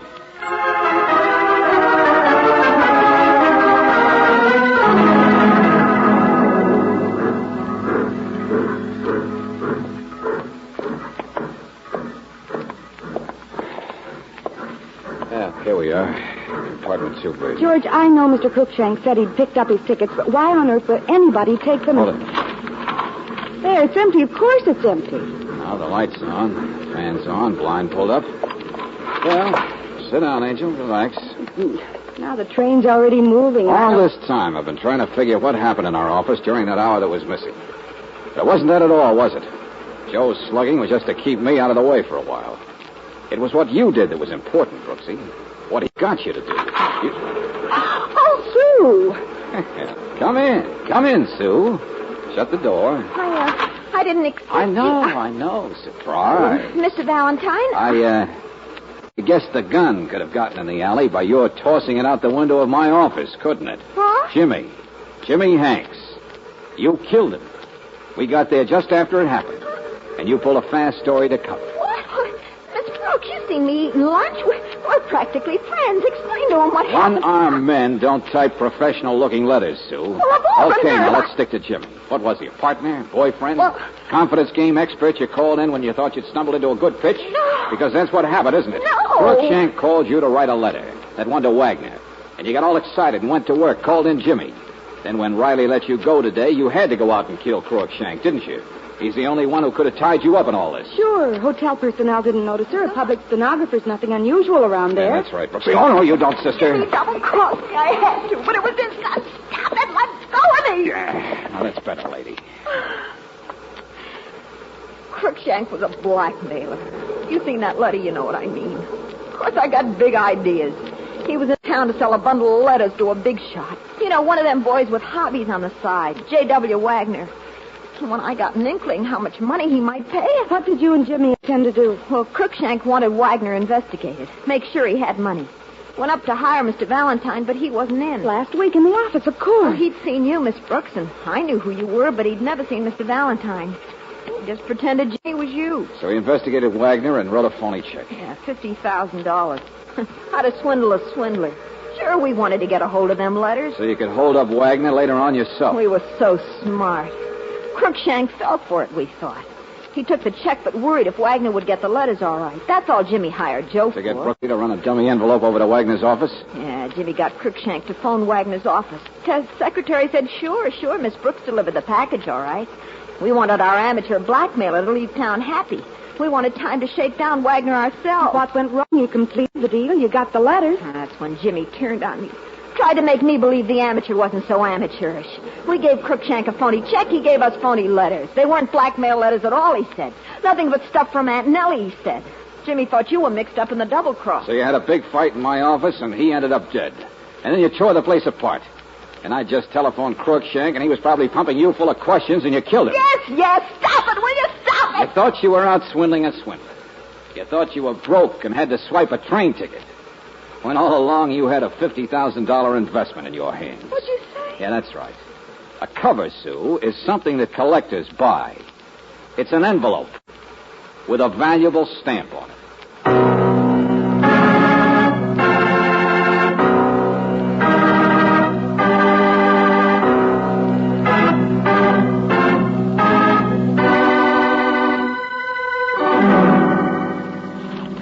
Oh, there they are, George. They're all still in the wastebasket. Well, your office has been locked, Mr. Valentine. Yeah, look at this. Listen. 1851. Hawaiian 2 cent. Unwatermarked. $15,000. That's the blue one. And the same year, 5 cents. There are 3 envelopes. Well, together they must be worth even more than $50,000. Uh-huh. That crazy little girl thought she'd stumbled into a sale of blackmail letters. Well, it seems to me that crazy little girl must have been a pretty vicious sort of... What are you looking at me for? I don't know, Mr. Varney. But for a while, I thought maybe you had something to do with this. Me? Now, see here, I just moved in. I know. You're right. She was awful. Awful amateurish. Awful stupid. Mm-hmm. Scares you sometimes, doesn't it? Yeah. You know, she had the wrong kind of boyfriend. Oh, George. Sometimes... Hey, wait a minute. What are you... Oh, go on, Miss Brooks. Kiss him again. You know, I think I'm going to like this building.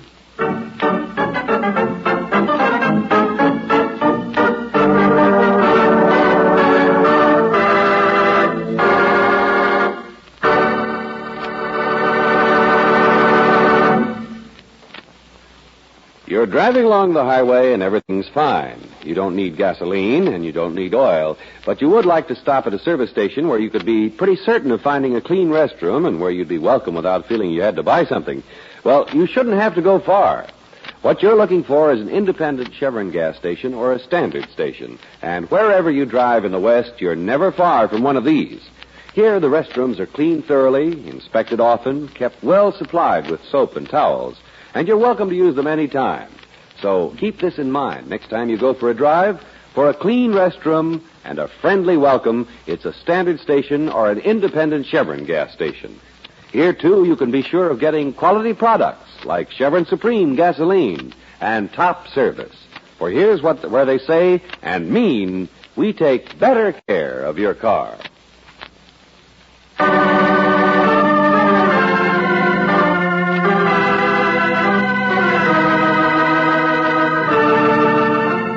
Tonight's adventure of George Valentine has been brought to you by Standard Oil Company of California on behalf of independent Chevron gas stations and standard stations throughout the West. Robert Bailey is starred as George with Virginia Gregg as Brooksy. Let George Do It is written by David Victor and Jackson Gillis and directed by Don Clark. Wally Mayer appears as Lieutenant Riley. Shirley Mitchell was heard as Sue, Joe Forte as Wagner, Tom Tully as Varney, Stanley Farrar as Crookshank, and Jack Lloyd as Joe. The music was composed and presented by Eddie Dunstetter. Your announcer, John Heaston. Listen again next week, same time, same station, to Let George Do It. This is the Mutual Don Lee Broadcasting System.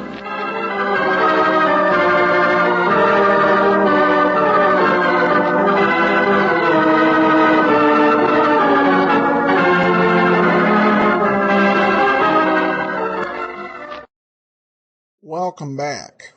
It was interesting to notice the voice of Shirley Mitchell listed in the credits. If you're a fan of old-time radio programs in general, particularly comedies such as The Great Gildersleeves, she often ended up playing the part of a kind of Southern Belle-type character. And those were probably her most famous roles.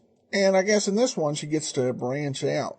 I hadn't noted the name before. It does turn out she, when I go to the Radio Gold Index, she'd made a couple prior appearances on Let George Do It that I somehow missed. I love this one. This one really just grabs your attention from the start with the surprise twist as to what the delivery boy wants, and really presents just an excellent puzzle. A different type of episode, but still quite a bit of fun. Well, we turn to listener comments and feedback. From Podcast Alley, I really do enjoy your commentary and wit. Thanks for bringing it all back to me. Great Detectives is great. Darvin comments over on Facebook, I listen to many old-time radio shows on Sirius XM satellite while rolling across America. It's great. One thing he didn't quite care for, nope, don't like Sherlock Holmes. Well, definitely why we have a variety of shows for everyone's taste. Commented on our video theater episode, Nancy Drew Reporter. The Nancy in this movie is nothing like the Nancy from the books. She is sort of ditzy. I would definitely agree that the resemblance between Nancy Drew in this particular movie and Nancy Drew in the books is almost coincidental. I would say that Nancy in the movie has some ditzy characteristics, but is kind of at the same time smart as she's working through this case. Ultimately, the movie is perhaps more a reflection of the times than it was of Nancy Drew. A lighthearted detective comedy with almost a screwball element mixed in really was popular at the box office. So that's the way they made the film and they interpreted the character. None of the interpretations I've seen of Nancy Drew so far have been right on with the book. I haven't seen the 1970s TV series, but I've seen several episodes of the 90s TV series. This movie, as well as the 2007 movie starring Emma Roberts. But despite the inability to hit it exactly right, I've enjoyed most of the Nancy Drew adaptations I've seen. All right, well, that will do it for today. Join us back here tomorrow. We'll be bringing you Sherlock Holmes. And then next Wednesday, it'll be time for another episode. We'll let George do it. Well, this episode is brought to you by the financial support of our listeners. Thank you so much for all your support. Today's episode actually is from February of 1948. It is called The Case of the Avenging Blade.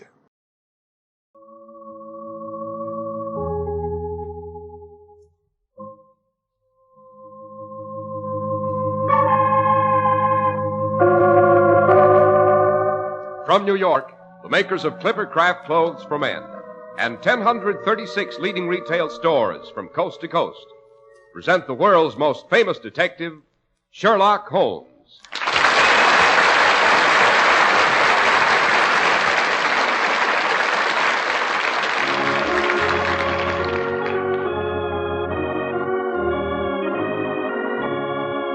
Our stories are based upon the character of Sherlock Holmes, created by Sir Arthur Conan Doyle.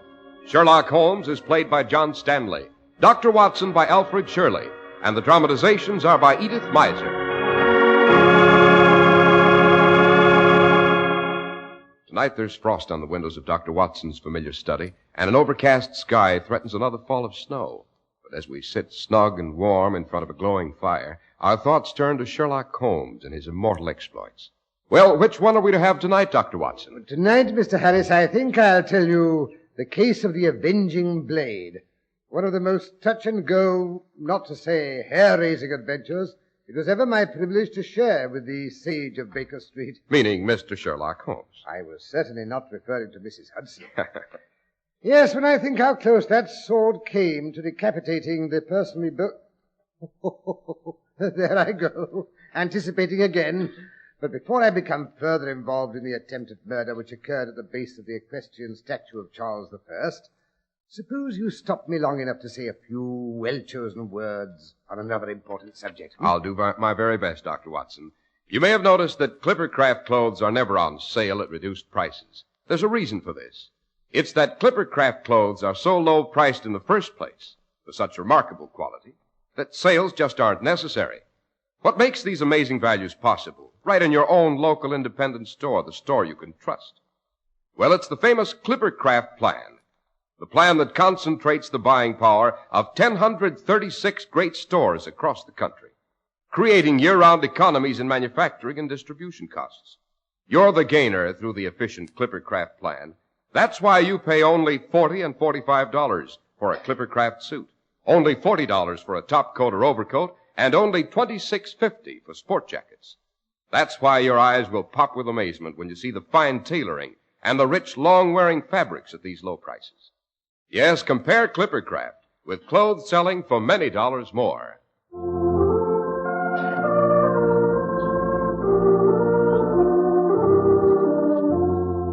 And now to return to the Avenging Blade, the attempted murder and the equestrian statue, Dr. Watson. Yes, the famous statue of Charles I stands in Charing Cross, which, as you know, is often called the center of London. Charing Cross, isn't that the open space to the south of Trafalgar Square, Dr. Watson? Correct, Mr. Harris. But to begin at the beginning, it is one of those clear, rare days in late January which now and then surprise the city of London. The sky was a brilliant blue, and the light, powdery fall of snow reflected the dazzling sunlight outside. Holmes was lounging on the sofa in a brilliant purple dressing gown, his pipe rack within his reach, ashes scattered on the floor, and the crumpled morning papers littering the room in all directions.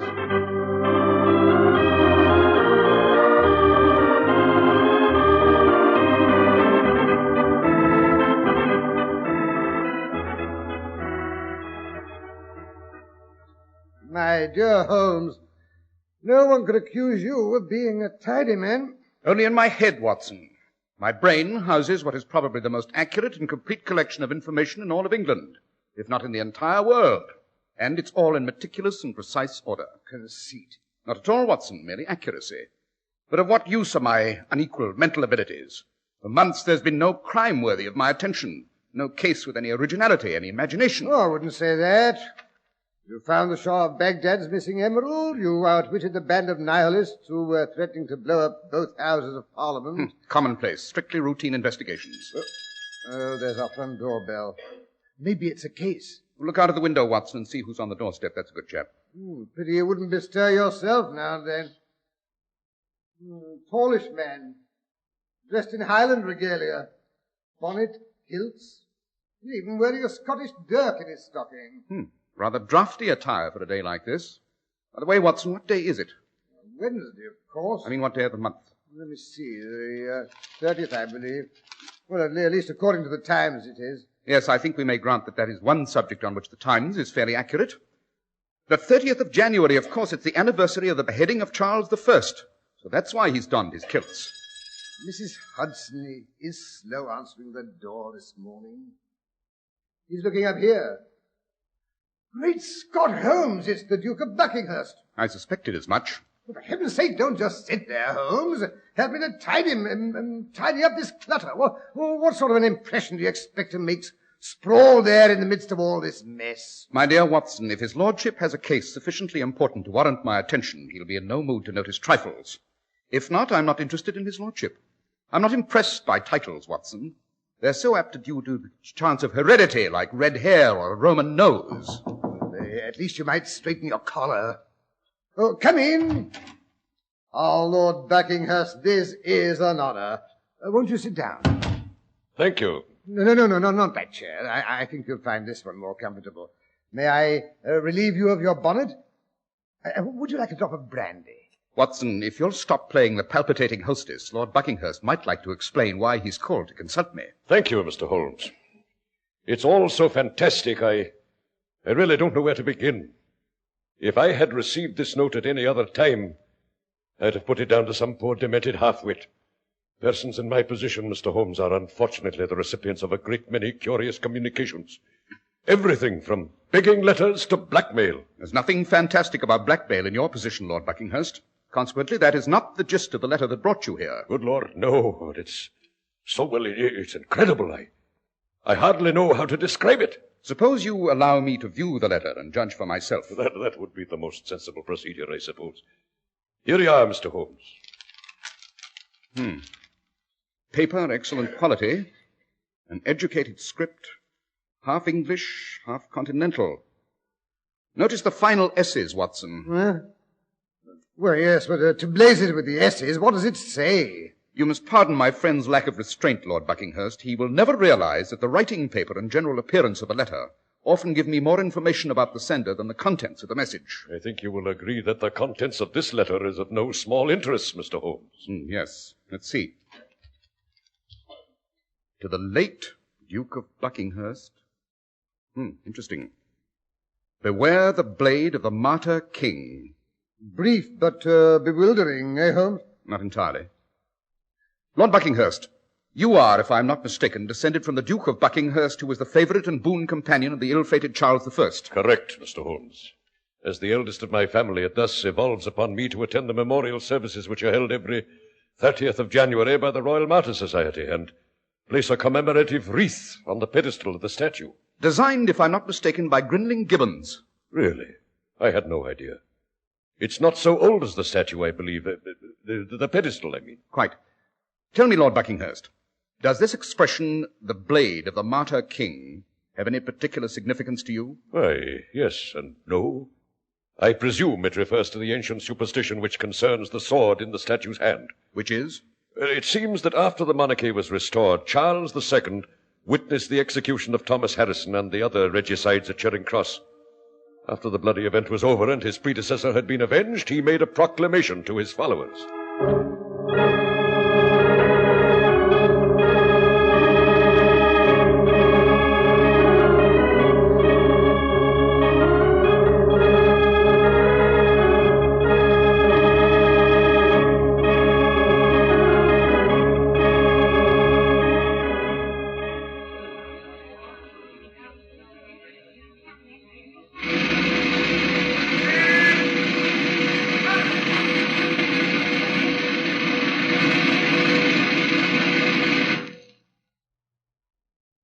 You have witnessed the fate which befalls those who dare to turn against the crown. And so that you shall be reminded thereof, I hereby decree that on this spot shall be erected the statue of my martyred ancestor Charles, and to his hand shall be restored the sword which he carried at Marsden Moor and Naseby, and which was taken from him by the Scottish friends who foully betrayed him to his enemies. If any man dare henceforth to plot against the crown, let him beware that sword.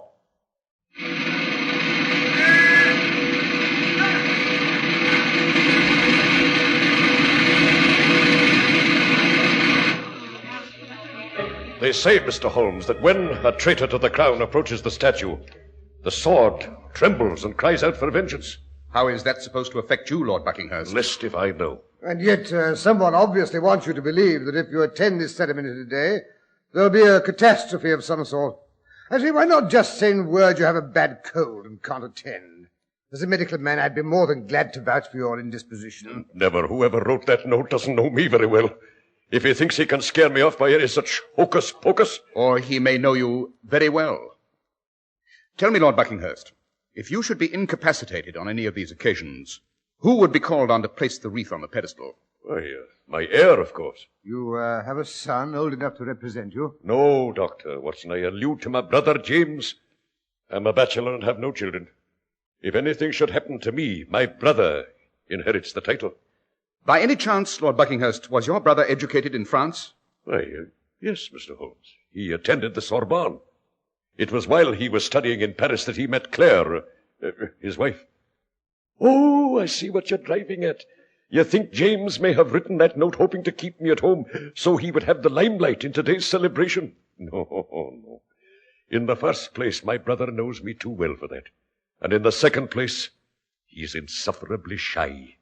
He'd die of stage fright if he had to make a public appearance of any sort. But he will attend the ceremony. Oh, yes, Mr. Holmes. The entire family will be there.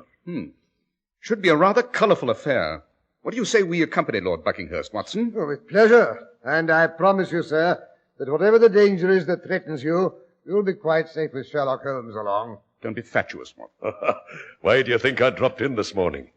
But we'd better be getting along. The program begins in half an hour. Oh, there's no hurry. We have plenty of time for a stirrup cup. Scotch, I believe, would be appropriate to the occasion. Aye. Take my advice and drink it neat. Those breezes round Charing Cross are very brash this time of year. Shall I get the bottle, Holmes? No, Watson. I'll do the honours. You might fetch my greatcoat, however, and your service revolver. That's a good chap. Righto.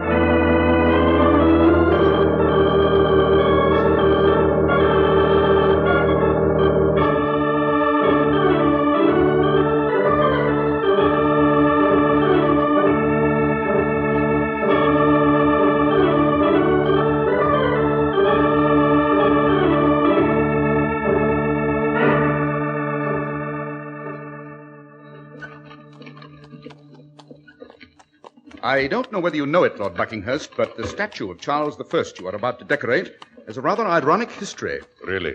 It was cast in 1633 by Hubert Lesueur, a pupil of Giovanni Bologna, that had not yet been erected when the Civil War broke out and the first Charles was deposed and beheaded. It was subsequently sold by Parliament to a brazier by the name of Rivet. Rivet? Appropriate cognomen, eh, Holmes? Don't interrupt, Watson. Mr. Rivet was ordered to melt the statue down. Rank vandalism. That's the trouble with people, always wanting to destroy someone else's handiwork. Calm yourself, Watson. Remember, the statue does stand in Charing Cross today. You mean old man Rivet didn't destroy the silly thing? He announced that he'd done just that. And for years he made a tidy living out of selling fragments of metal as souvenirs to both cavaliers and roundheads. However, when the Restoration came along, he sold the statue back to the government at a neat profit. It was subsequently erected on the spot where it now stands. Oh, the old scoundrel. I say, Lord Buckinghurst, you look a bit glassy-eyed. Don't you feel very fit? Matter of fact, I do feel a bit squeamish. Must be the motion, the handsome cab. Never had it affect me this way before. Hold tight, we're nearly there. Just turning into Trafalgar Square. Thank goodness for that. Yes, look, Holmes. There's the statue up ahead. Quite a group of people gathered around. Lots of them wearing kilts, and there are bagpipers. I do enjoy a Highland air on the doodle sack, you know.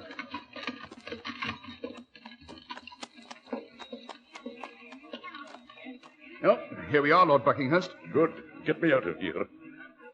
Be all right when I get my feet on terra firma.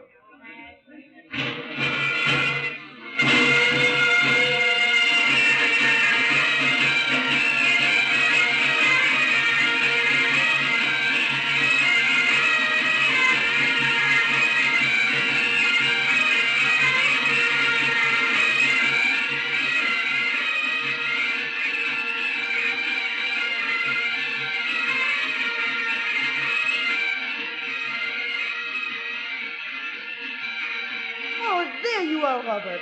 We thought you would never get here. They've been waiting nearly half an hour to begin the ceremonies. The pipers have blown themselves practically out of breath, keeping the crowd entertained. Sorry. Claire, my dear, may I present Mr. Sherlock Holmes and Dr. Watson?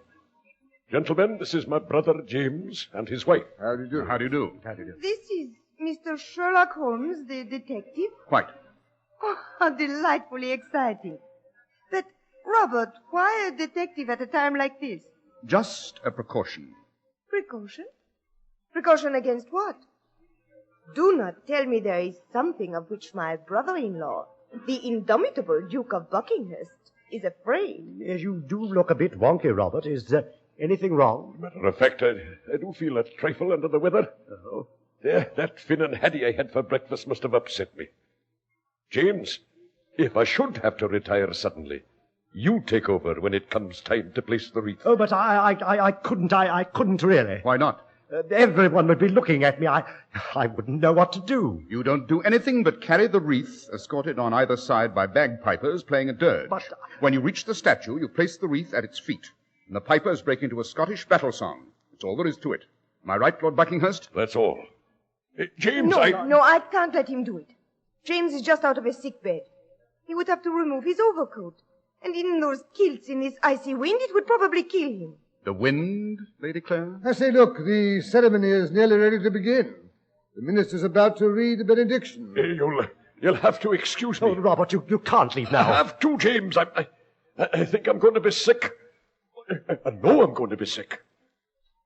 Holmes, what did you put in that scotch you gave to Lord Buckinghurst?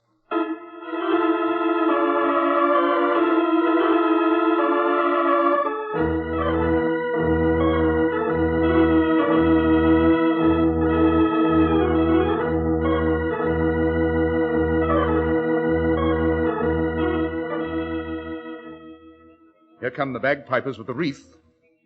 Well, Lord Buckinghurst hasn't come back. Looks as though you have to carry on, Sir James. Oh, dear, I do wish Robert would come back. I'm not at all good at this sort of thing. James, I forbid you to do it. You can't take off your overcoat. Let someone else place the wreath. Let Mr. Holmes do it. Thank you, madam, but it's an honor to which I'm afraid I cannot aspire. My ancestors were mostly Roundheads, you know. I'm afraid King Charles wouldn't approve. I wouldn't want to come within striking distance of that famous sword. Oh, you are joking. Such an amusing man. Am I? Oh, dear. Yes, they've noticed Robert is missing. They're bringing the wreath to me. Here, somebody hold my coat. Oh, no, James, no. Sorry, madam. You know the expression noblesse oblige. Carry on, Sir James. Yes, I suppose I shall have to. Oh, dear, I wish I'd stayed in bed. James, you fool, you idiot.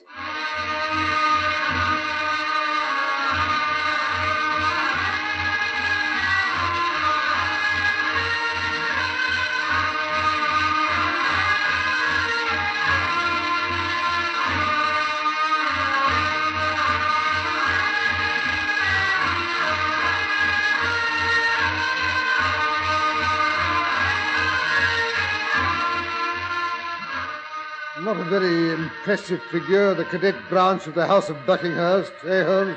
No man with knocked knees should wear kilts in public. Still, there are all kinds of courage, Watson.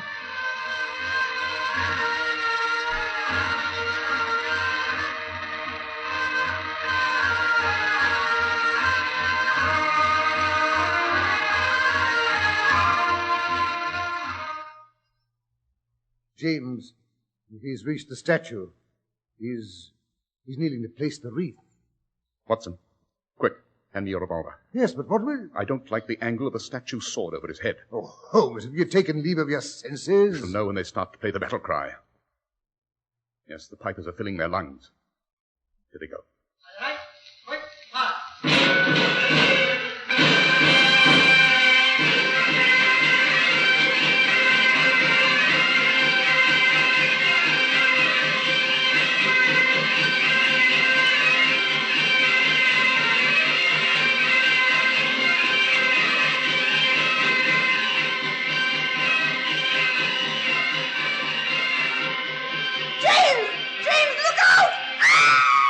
The sword is falling! Good Lord, Holmes! The sword, you hit it in midair. You've broken it to bits. I prevented it from impaling Sir James's body. No, this is too much. It's killed him. He's lying on the ground. He's dead. Calm yourself, madam. Your husband's only fainted. The sword missed him completely. Oh. Watson, you go and revive Sir James. I'll attend to her ladyship here. Very well, Holmes. Now, madam. Now what, Mr. Holmes? Why did you attempt to kill your husband's brother? You knew the vibrations of the wild Stuart battle cry on the bagpipes would dislodge the loosened sword in the statue's hand. You knew it would probably pierce the back of anyone kneeling below. You screamed to warn your husband before the sword fell. Mon cher Monsieur Holmes, you are almost as clever as people say you are. I will not bother to deny your accusations. Why should I? There's nothing you can prove. What have I to be afraid of? The man you hired to loosen the sword in the statue's hand. With my sources of information, it shouldn't take me more than 24 hours to find him. With my powers of persuasion, it shouldn't take me more than 24 minutes to make him talk. What is that expression they teach the children in this country, Mr. Holmes? Do not count the chickens until they are hatched?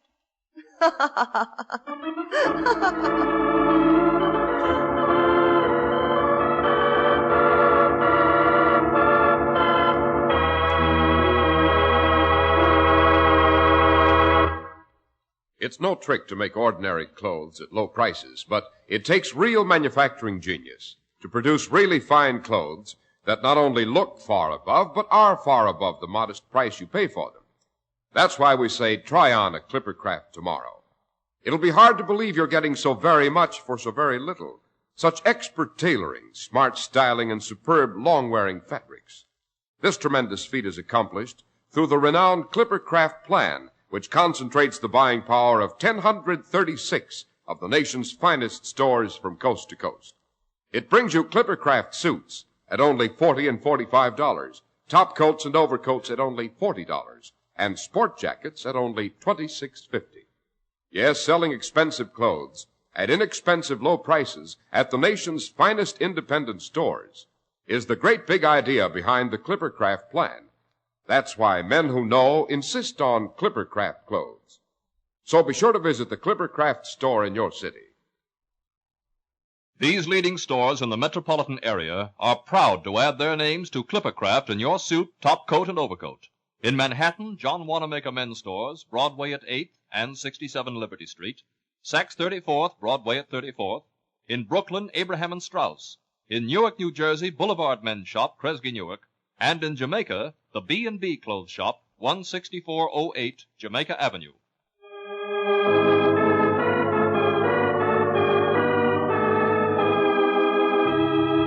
And now back to Sherlock Holmes and Dr. Watson. We find them standing in the dim light of a street lamp which marks the entrance to a crooked lane in Soho. Large flakes of falling snow intensify the expectant silence of the winter night.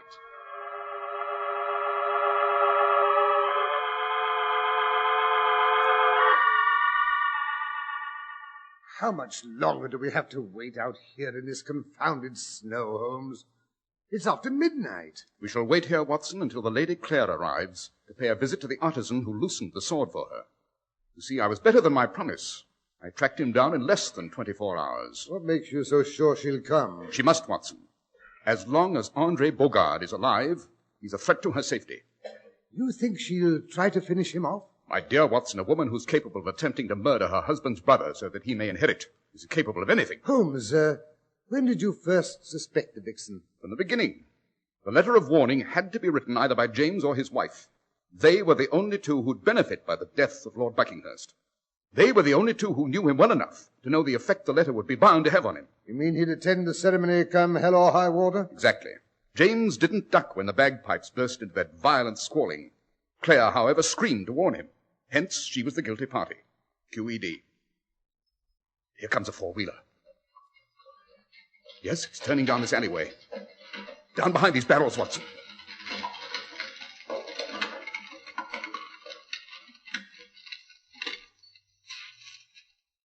It stopped in front of Bogart's shop. I see she's not getting out. No. She's seen Andre's shadow on the blind. Yes, she's lowering the cab window. A woman's hand comes out of the window. It's holding a revolver. Very well, Lestrade, you have your proof. You may come down from the driver's seat and arrest the lady. Sherlock Holmes. Yes, better you use handcuffs on her, Lestrade.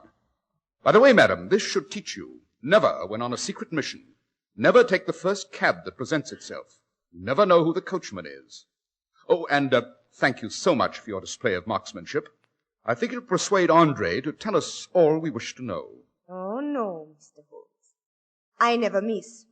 It is too late for Andre to tell anyone anything. I'm so sorry to disillusion you, but it wasn't Andre's head your bullet hit. What? Merely a cleverly arranged silhouette of the man.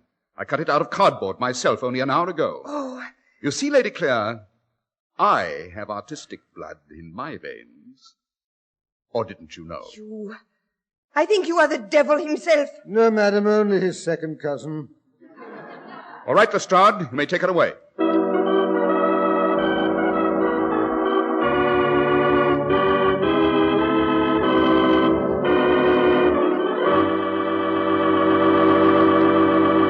Well, that was a touch-and-go adventure, Dr. Watson, just as you promised. But tell me, what did Holmes put in the Duke of Buckinghurst's scotch? Something out of my medical kit, I'm afraid. Something called Epicac. It's a well-known emetic. You see, Holmes had to be sure the Duke of Buckinghurst would not be able to perform his part of the ceremony. I see. And now, Dr. Watson, what's the theme of next week's story? Next week, I'm going to take you back to Hurlstone, Mr. Harris. Hurlstone, wasn't that the ancient manor house that was the scene of the Musgrave ritual? Right.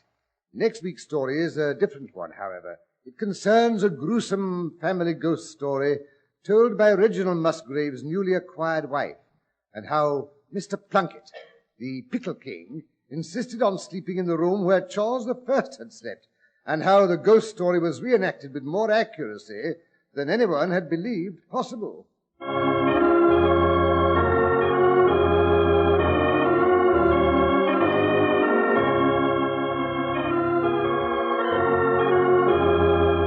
The makers of Clippercraft Clothes and 1,036 leading stores from coast to coast have brought you another in the new series of broadcasts featuring the world's most famous detective, Sherlock Holmes. Sherlock Holmes is produced and directed by Basil Lochran, with special music by Albert Berman.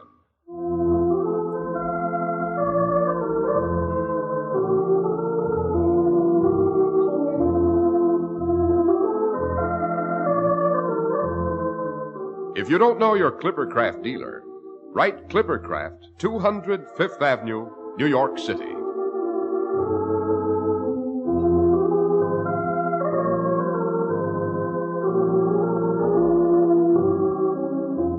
Be sure to listen next week to Sherlock Holmes in the case of the sanguinary Spectre.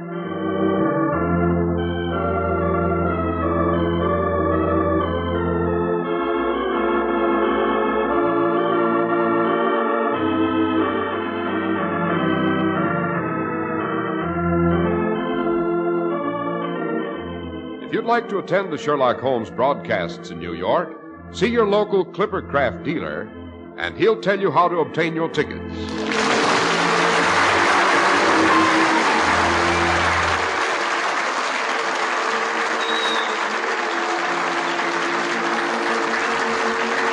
is Cy Harris speaking for Clipper Craft Clothes. This is the world's largest network serving more than 450 radio stations, the Mutual Broadcasting System. Be sure to hear Melvin Elliott reporting the latest headline news, which follows in just a moment. Fly Eastern Airlines' new type Constellation with 300 million passenger miles of dependability. Fly Eastern Airlines. Remember, there's no finer way to travel. Welcome back. Well, I love the Scottish flavor in this particular episode. And the writers of Sherlock Holmes continued to find historical observances around which to build storylines. Some comments we received on Podcast Alley. LaDonna says, I think a few months ago, you were asking about favorite Holmes stories. Mine is Charles Augustus Milverton.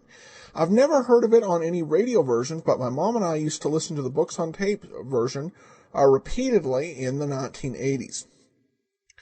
LaDonna, it is actually part of the Ralph Richardson and John Gielgud Sherlock Holmes series, so hopefully we will get to that.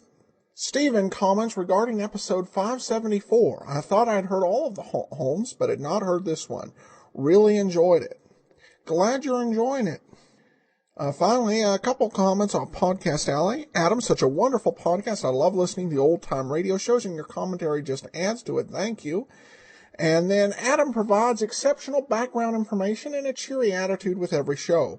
Well worth listening to every day, even if you miss the Petri wine commercials. Well, thanks so much, Chris, for the comment on Podcast Alley. And we'll actually hear Petri wine commercials on this podcast eventually. Though not nearly as many as we did during the last season of the Rathbone Bruce series. All right, well, that will do it for today. We will be back tomorrow with yours truly, Johnny Dollar, and then join us next Thursday for Sherlock Holmes.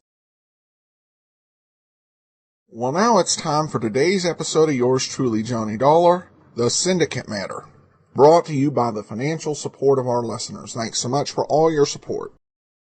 For your listening enjoyment, John Lund as Johnny Dollar. Mr. Dollar, this is Wilbur Runyon. I planned to meet you at the Dallas airport, but by the time I had you paid... Oh, it's all right. Sorry you went to that trouble. I took a cab in. Are you at your office now? Yes. I'll be right over.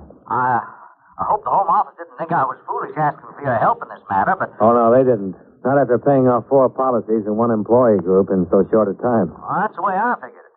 Accidental deaths at the oil wells are one thing, but, well, murder puts a different light on it. Yeah, it usually does. I'll be there in 10 minutes.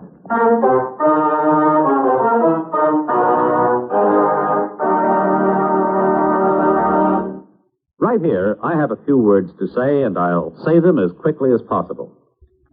You know, someone once said that everyone and everything in America depends on speed, and that as our country grows older, we all move faster. But it wasn't much more than 100 years ago that the fastest anyone could travel was at the speed of a running horse, which wasn't very fast when you compare it to the speed of our latest jet plane. And talk about going to the moon at 25,000 miles an hour. And during that same 100 years or so, we've grown from the first crude telegraph to the perfection of color television. Yes, this increased speed in transportation, communication, and everything else has changed almost everything in our country, including the Cabinet of the United States. For example, up to World War II, there wasn't any reason why the War and Navy departments shouldn't be directly responsible to the President. But then, there was a growing need for the speeding up of military action and decision, calling for unified commands and a more closely knit integration of military activities. Thus, our Department of Defense was born, creating a new cabinet post to coordinate and execute the overall general policies relating to the armed forces. And the secretary heading this new Department of Defense became the representative to the President for the newly designated secretaries of the Army, Navy, and more recently the Air Force. In the future, our fast-moving world may add even more members to the President's cabinet to ensure the safety and well-being of our United States.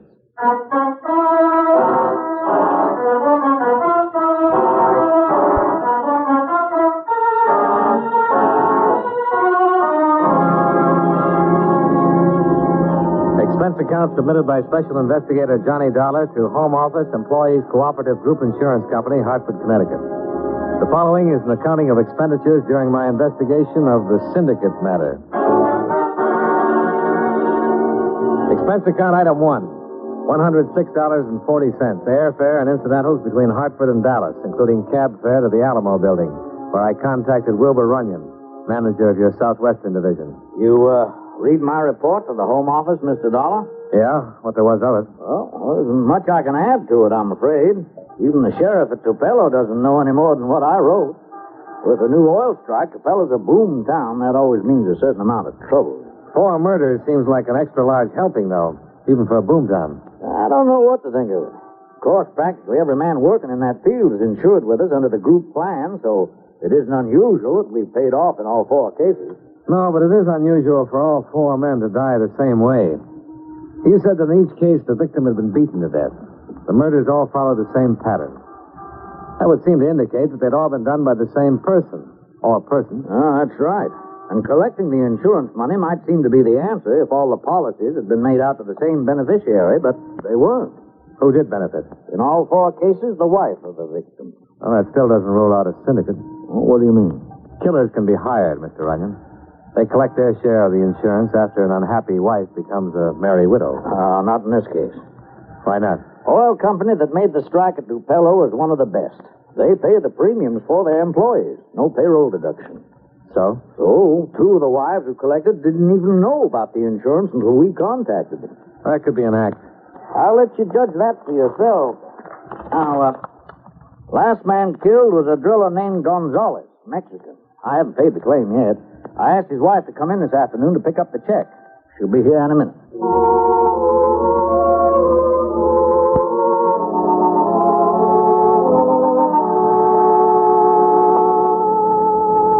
This money comes from the men who killed my husband? No, Mrs. Gonzalez. It's insurance, life insurance the oil company paid for. $2,000? Well, that's right, ma'am. You have a family, Mrs. Gonzalez? Somebody you can go to? My mother, my brother in Sonora. But my husband, Manuel, he always wanted the baby to be born here in Estados Unidos. Everything was going to be so good. Did your husband have any enemies? Enemies for what? He never hurt nobody. There were 3 other men killed, Mrs. Gonzalez. Did he know any of them? I don't know. No, I don't think so. We were in Tupelo for 3 weeks. 3 weeks? I forgot to mention that in my report, Dollar. All the men killed have been newcomers to the Tupelo field. Where'd they work before they came there? They all come in from the same job someplace else? Oh, no, all came from different places. None of them had worked for a couple of months before hitting Tupelo, according to employment records. Was your husband out of work for a long time before you went to Tupelo, Mrs. Gonzalez? Sí, senor. We have no money. He worried all the time. Did your husband drink or gamble? Oh, no, senor. He was a good man. He tried hard to work every day, even when he was hurt. Hurt? Where? How? Well, it was some accident at the well. You know anything about that, Runyon? No, but one of the other women mentioned the same thing. An accident the week before the killing. What did your husband say about his accident, Mrs. Gonzalez? Well, he told me he fell, that's all. But he has marks all over. For 2 days he stayed in bed. I tried to make him stay longer, but he cried. He said he must get up and go back to work. He said he's afraid he will lose the job. Well, not for an on-the-job injury, he wouldn't. Well, there isn't any record of an on-the-job injury, Dollar. He was afraid for something. You won't tell him, but he was afraid. How do I get to Tupelo? Trailways bus depot right across the street. But like I said, even the sheriff is stumped on this one. I'm not going to see the sheriff. I'm going to get myself a job in that oil field. Oh, I see. You want me to contact the company, make sure there's an opening? No, don't contact anybody. We already know of 4 openings.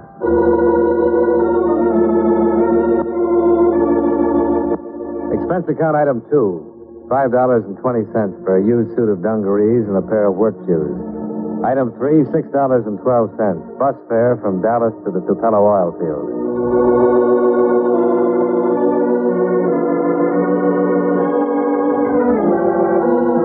I found quarters in a rundown boarding house, and at 7 the next morning I was at the employment office.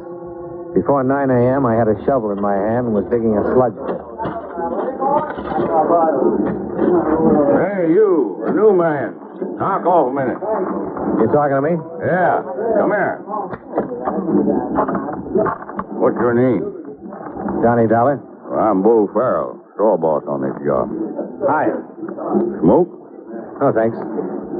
New man comes on the job, I like to get to know him. Help him along if I can. Where'd you work last before you come here? I was out of a job for quite a while. Oh, well, that's too bad. No money coming in gets rough on a fella. Yeah. You broke? I ain't being nosy, Dollar. Just thought if you was, I might figure out a way to help. Thanks. I'll get by all right. Well, if you do get stuck, let me know. All right, you can go back to work. He was friendly, all right. A little too friendly. I was a stranger, but he wanted to help me out with money. And when I said I didn't need it, he didn't like it. It was too late to go back to him without making him wonder. I had to figure out a way to make him offer again. By lunchtime, I had it figured. I left the well and crossed the field to the office. I went up to the payroll window. Something I can do for you? Yeah, I just signed on this morning. When's payday? Weekend Wednesday. You get your money Thursday. Any chance of getting a little advance? I'm broke. Your first day on the job, what do you think this is? Well, I gotta get by until payday. I gotta eat. I can't help that. Advances are against the rules. Well, thanks anyhow. Hey. Just a minute. Yeah? You need some money. See Bull Farrell.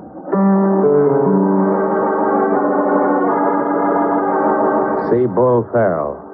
All roads led back to the straw boss. And seeing him wasn't hard. He was leaning against the wall of the payroll shack when I came out. Hey, Dollar, wait up. Bracing the cashier for an advance, huh? I could have told you that wouldn't work. You're right, it didn't. Why didn't you come to me like I told you? All right. You want to lend me some money? Well, I wish I could, but I'm just a working stiff myself. Well, then why the offer? I thought I'd send you to Frankie Roebling. Runs the tool department. Aunt or somebody died and left him a bundle. He likes to help guys along. Just like that, huh? Well, he'll expect a little something for his trouble, a little interest. After all, he's taking a chance. You're new on the job. You want to see him or don't you? Yeah, I want to see him. You said the tool shed? Don't bother him on the job. Room 12, the Capella Hotel, tonight.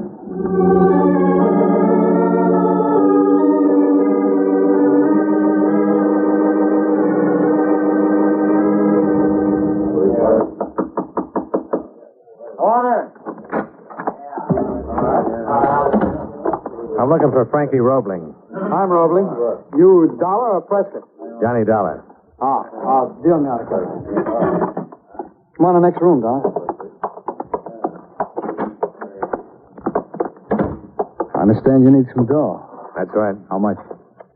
How much can I get? Enough to live on until payday. If you ain't planning on taking any trips, where do you live? Kilgallen's boarding house. $20 see you through? Sounds all right. Yeah. And on payday, you'll drop in and give me the 30 back, right? 30 for 20? Well, just to show you appreciate the favor. Well, you wanted it, don't you? All right. You want me to sign some kind of a note? And I owe you? What for? I'll remember it. And if you forget, I'll remind you. $20. And 4 dead workmen. There was a big gap. No way of linking them together. But somewhere the pieces had to fit. Then Thursday came, and I drew my first pay.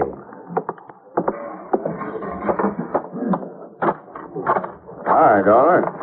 Get your dough all right? Huh? Oh, yeah, Bo. I got it. $32.80. Well, only 3 days. Frankie Roebling will be expecting to see you tonight. I know. He just asked me to remind you.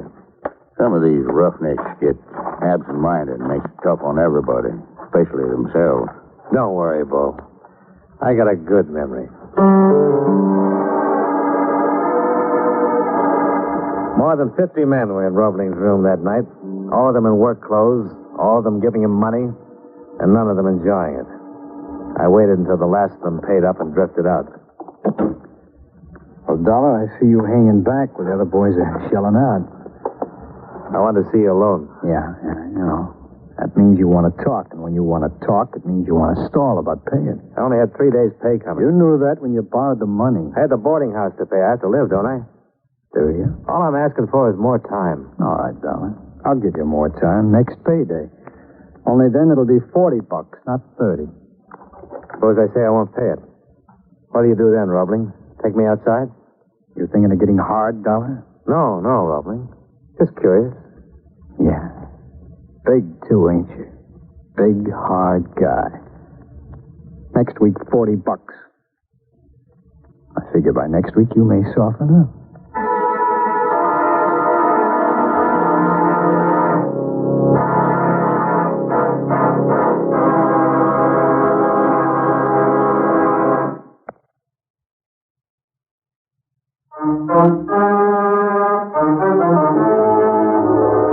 And now, with our star, John Lund, we bring you the second act of Yours Truly, Johnny Dollar.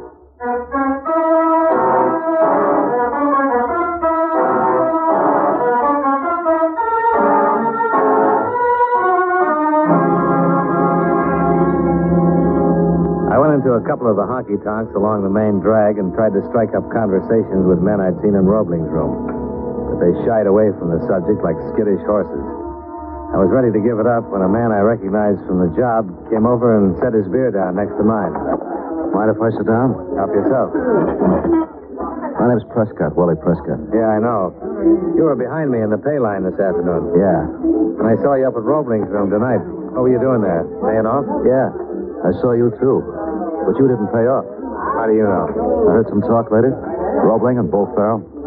It's none of my business, maybe, but you better pay. I'm short of cash. Look, a lot of us are short. I'm just telling you for your own good. I'm on the hook myself. They don't like it, let them sue me. That isn't the way they work it. How do they work it? Vronsky and a couple of the others could tell you. If you don't pay up in full by next week, you're liable to get worked over. That doesn't convince you? Yeah? A few guys have died around here since the field opened. Too bad a few guys didn't have a talk with the sheriff instead. About what? A beating in a dark alley from a bunch of guys you can't identify? What would it prove? And what happens next when the guys you want behind bars can't be put there? Every payday, I just about managed to pay off. I got a wife and 2 kids, so I got to borrow all over again to feed them. Vronsky's in the same boat. So are a dozen others.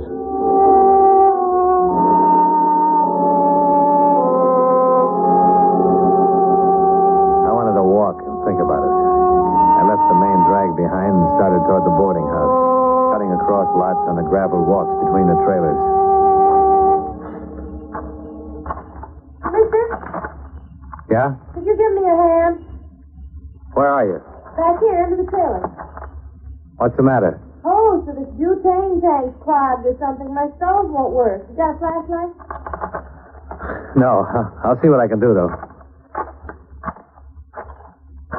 Haven't you got a... Oh.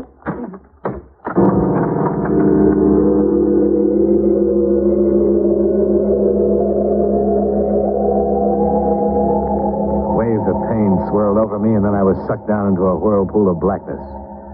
When I came out of it, I was alone. I could feel the gravel biting into the side of my face. After a while, I managed to get on my feet, make my way to the boarding house. I fell across the bed with my clothes on and passed out again.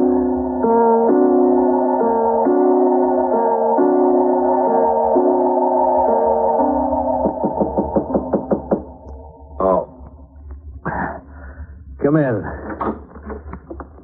Well, what happened to you, Dollar?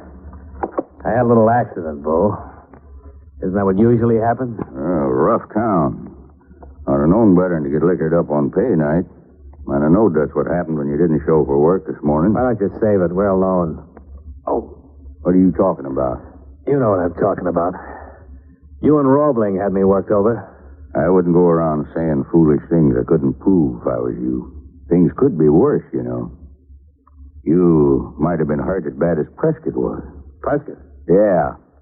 He got to talking through a bottle last night, and somebody resented it. He's over at the hospital. Ain't saying much today, though. Guess he's sobered up. Guy with 2 kids.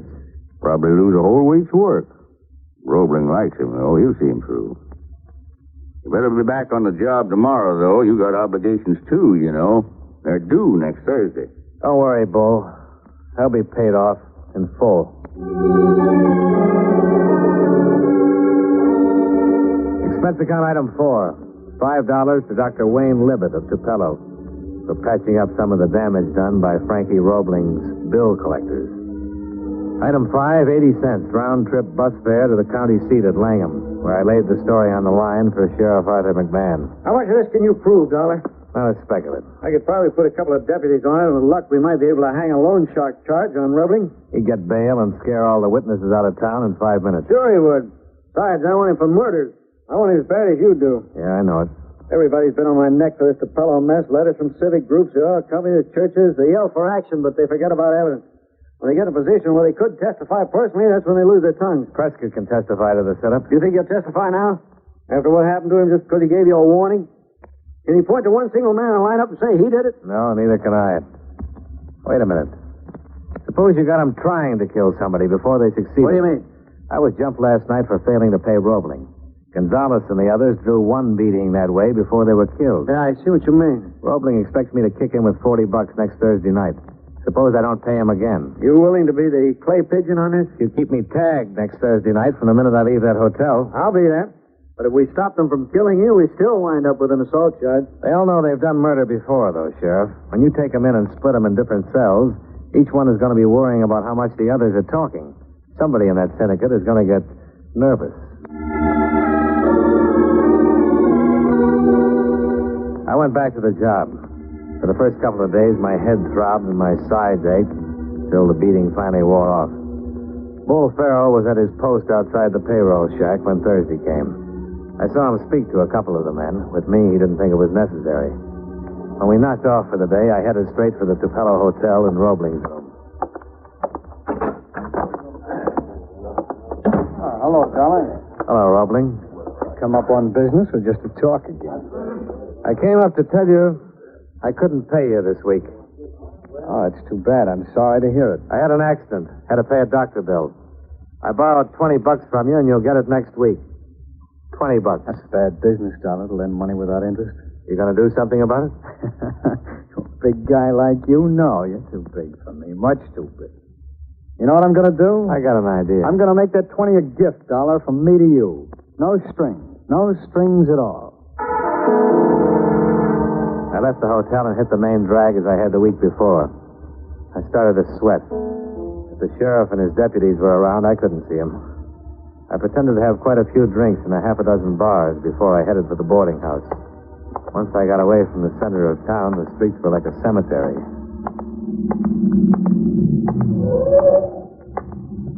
Hey, Dollar? Who's that? Bull Farrell. Friends of yours with me. Fellas you met last week. Wanted to take you to a party with us. No, thanks. Come on, boys. We can do it here. All right. Should have listened to Prescott. He told you a couple of guys was killed. Okay, boys. Give them the full job this time. All right. That's enough. I got 4 deputies riding herd on this party.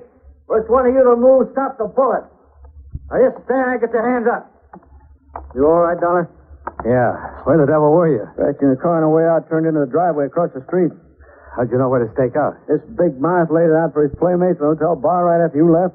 My deputy was standing less than 10 feet away from him. Okay, so I start to beat a guy up. Let's get in and pay the fine. Sure, I got a half dozen murder warrants here in the name of John Doe, too. What do you want to do about them? Where's your corpse? Are you kidding? No, I'm not. Prescott and Bronsky and 20 other men are in jail right now, protective custody. And they've all made statements. Some one of them is bound to recognize one of your boys. Sure. We got all of you except Frankie Roebling. He's the boy who's going to pay the fine, Bo. While you sweat it out, he'll pay a fine for loan sharking and then get out of the state. Who are you bluffing? You guys keep your mouths shut. You got nothing on any of us. Let's all go in and wait and see, huh? They wavered, but they didn't break. We knew that by Monday morning, Roebling would have a high-powered attorney in to spring him on a writ. Roebling was getting jittery himself, though. He didn't know what was going on inside, and it was killing him. We watched him from the upper window of the courthouse. Get him down there. He's more nervous than the ones we got here under lock and key. Yeah, been hanging around all day. I could only get him in here for 24 hours. On the loan charge? He'd bail himself out before he got the key turned. Hey, who is that he's talking to? Jailer. Going over to the cafe to get supper for the others. Every time he crosses the street, Rembrandt tries to pump him. That's a frightened man, Sheriff. He could blow up any minute. Not unless we find a way to light the fuse. Hey, wait a minute. Maybe we can get a match under him. How? By putting on a show for his benefit. Suppose he thought we were going to bring Bull in here tonight and work him over. I don't handle prisoners that way, Dollar. You don't have to. All we want is for Roebling to think you're doing it. Is there a telephone over in that cafe? Yeah. Call over and get your jailer. On the way back, he can tell Roebling that Bull's getting a workout tonight. I don't get what you're driving at. Where do you think Roebling will be tonight after he gets that piece of information? Right down there where he is now, sweating it out by proxy. Sure he will. Then what? About 10 o'clock, get Bull out of the cell and bring him in here. I won't manhandle him, Dollar. Listen to me, will you? You bring him in and seat him over there. If Roebling's across the street, he'll see it. Yeah? Who's that deputy of yours, the big guy? Mike Larkin? Yeah. After we get Bull in here, we pull the shades. Then we march him right out again and put Larkin in that chair instead. If we can stage it right, we put the overhead lights out and turn that desk lamp on the chair so it throws shadows against the shade. From where Roebling stands, it'll look like the shadow in the chair is Bull's. We can also make it look like we're giving him a terrific beating. Then what? What would you do if you actually got a confession out of somebody in this room? Go to the next office, type it up, have him sign it? So that's what you do. Typewriter in there is right next to the window. Then you bring Bull in to sign it. He won't sign a confession. No, but he'll sign a denial. It isn't what Bull signs that matters. It's what Roebling thinks Bull Farrell is signing.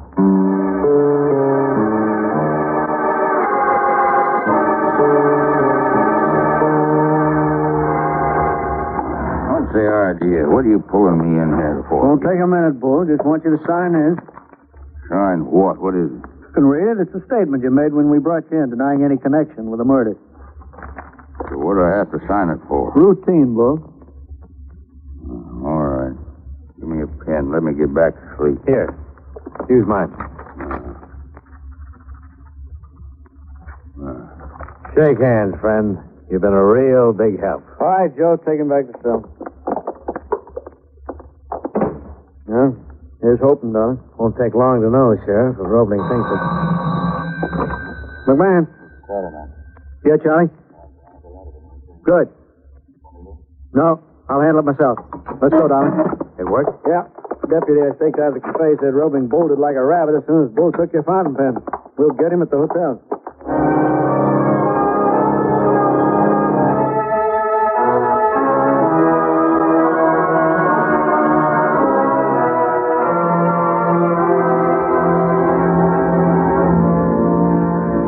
About wound it up. There were 6 of them altogether. Bull steered the suckers to Roebling for half his take and kept a staff of 3 muscle men to enforce the payoffs. The girl who got me into that dark trailer park was the wife of one of the muscle boys. Expense account item 6, same as combined totals of items 1 and 3, $112.52. Transportation from Tupelo to Dallas and back to Hartford again.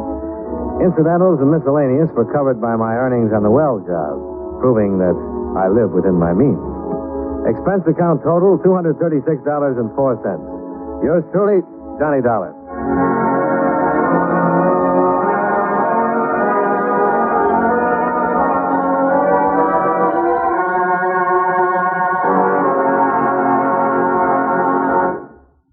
You know, many great men have attained the highest office in our land, the presidency of the United States.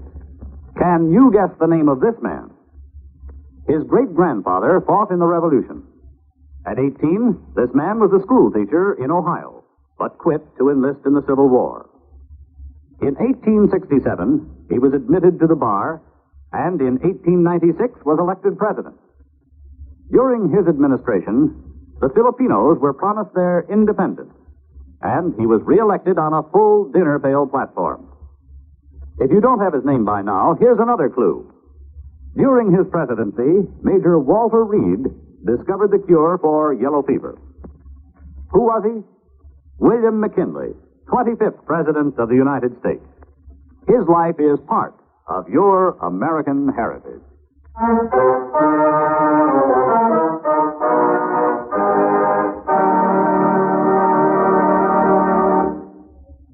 Yours truly, Johnny Dollar, stars John Lund in the title role and was written by Joel Murcott with music by Eddie Dunstetter. Featured in tonight's cast were Joseph Kearns, Lillian Byatt, John McIntyre, Parley Bear, Stacey Harris, Hy Averback, Virginia Gregg, and Tom Tully. Yours truly, Johnny Dollar, is transcribed in Hollywood by Jaime Del Valle. Welcome back. Well, this episode was written by Joel Murcott, who, because it happened in Texas, made me think of all the work he did on Tales of the Texas Ranger. But, of course, he wrote for many other series other than that. And definitely wouldn't fit in with the normal Texas Ranger storyline. I do have to say, Johnny went to some extreme measures here to resolve the case, and then not even to take the incidentals. Oh, my incidentals were paid by my salary, which you had to work for. But I guess that's a protection against anyone saying you pad the expense account. All right, well, that will do it for today. We will be back on Monday with William Gargan and Barrie Craig Confidential Investigator. And join us back here on Friday for another episode of yours truly, Johnny Dollar. From Boise, Idaho, this is your host, Adam Graham, signing off.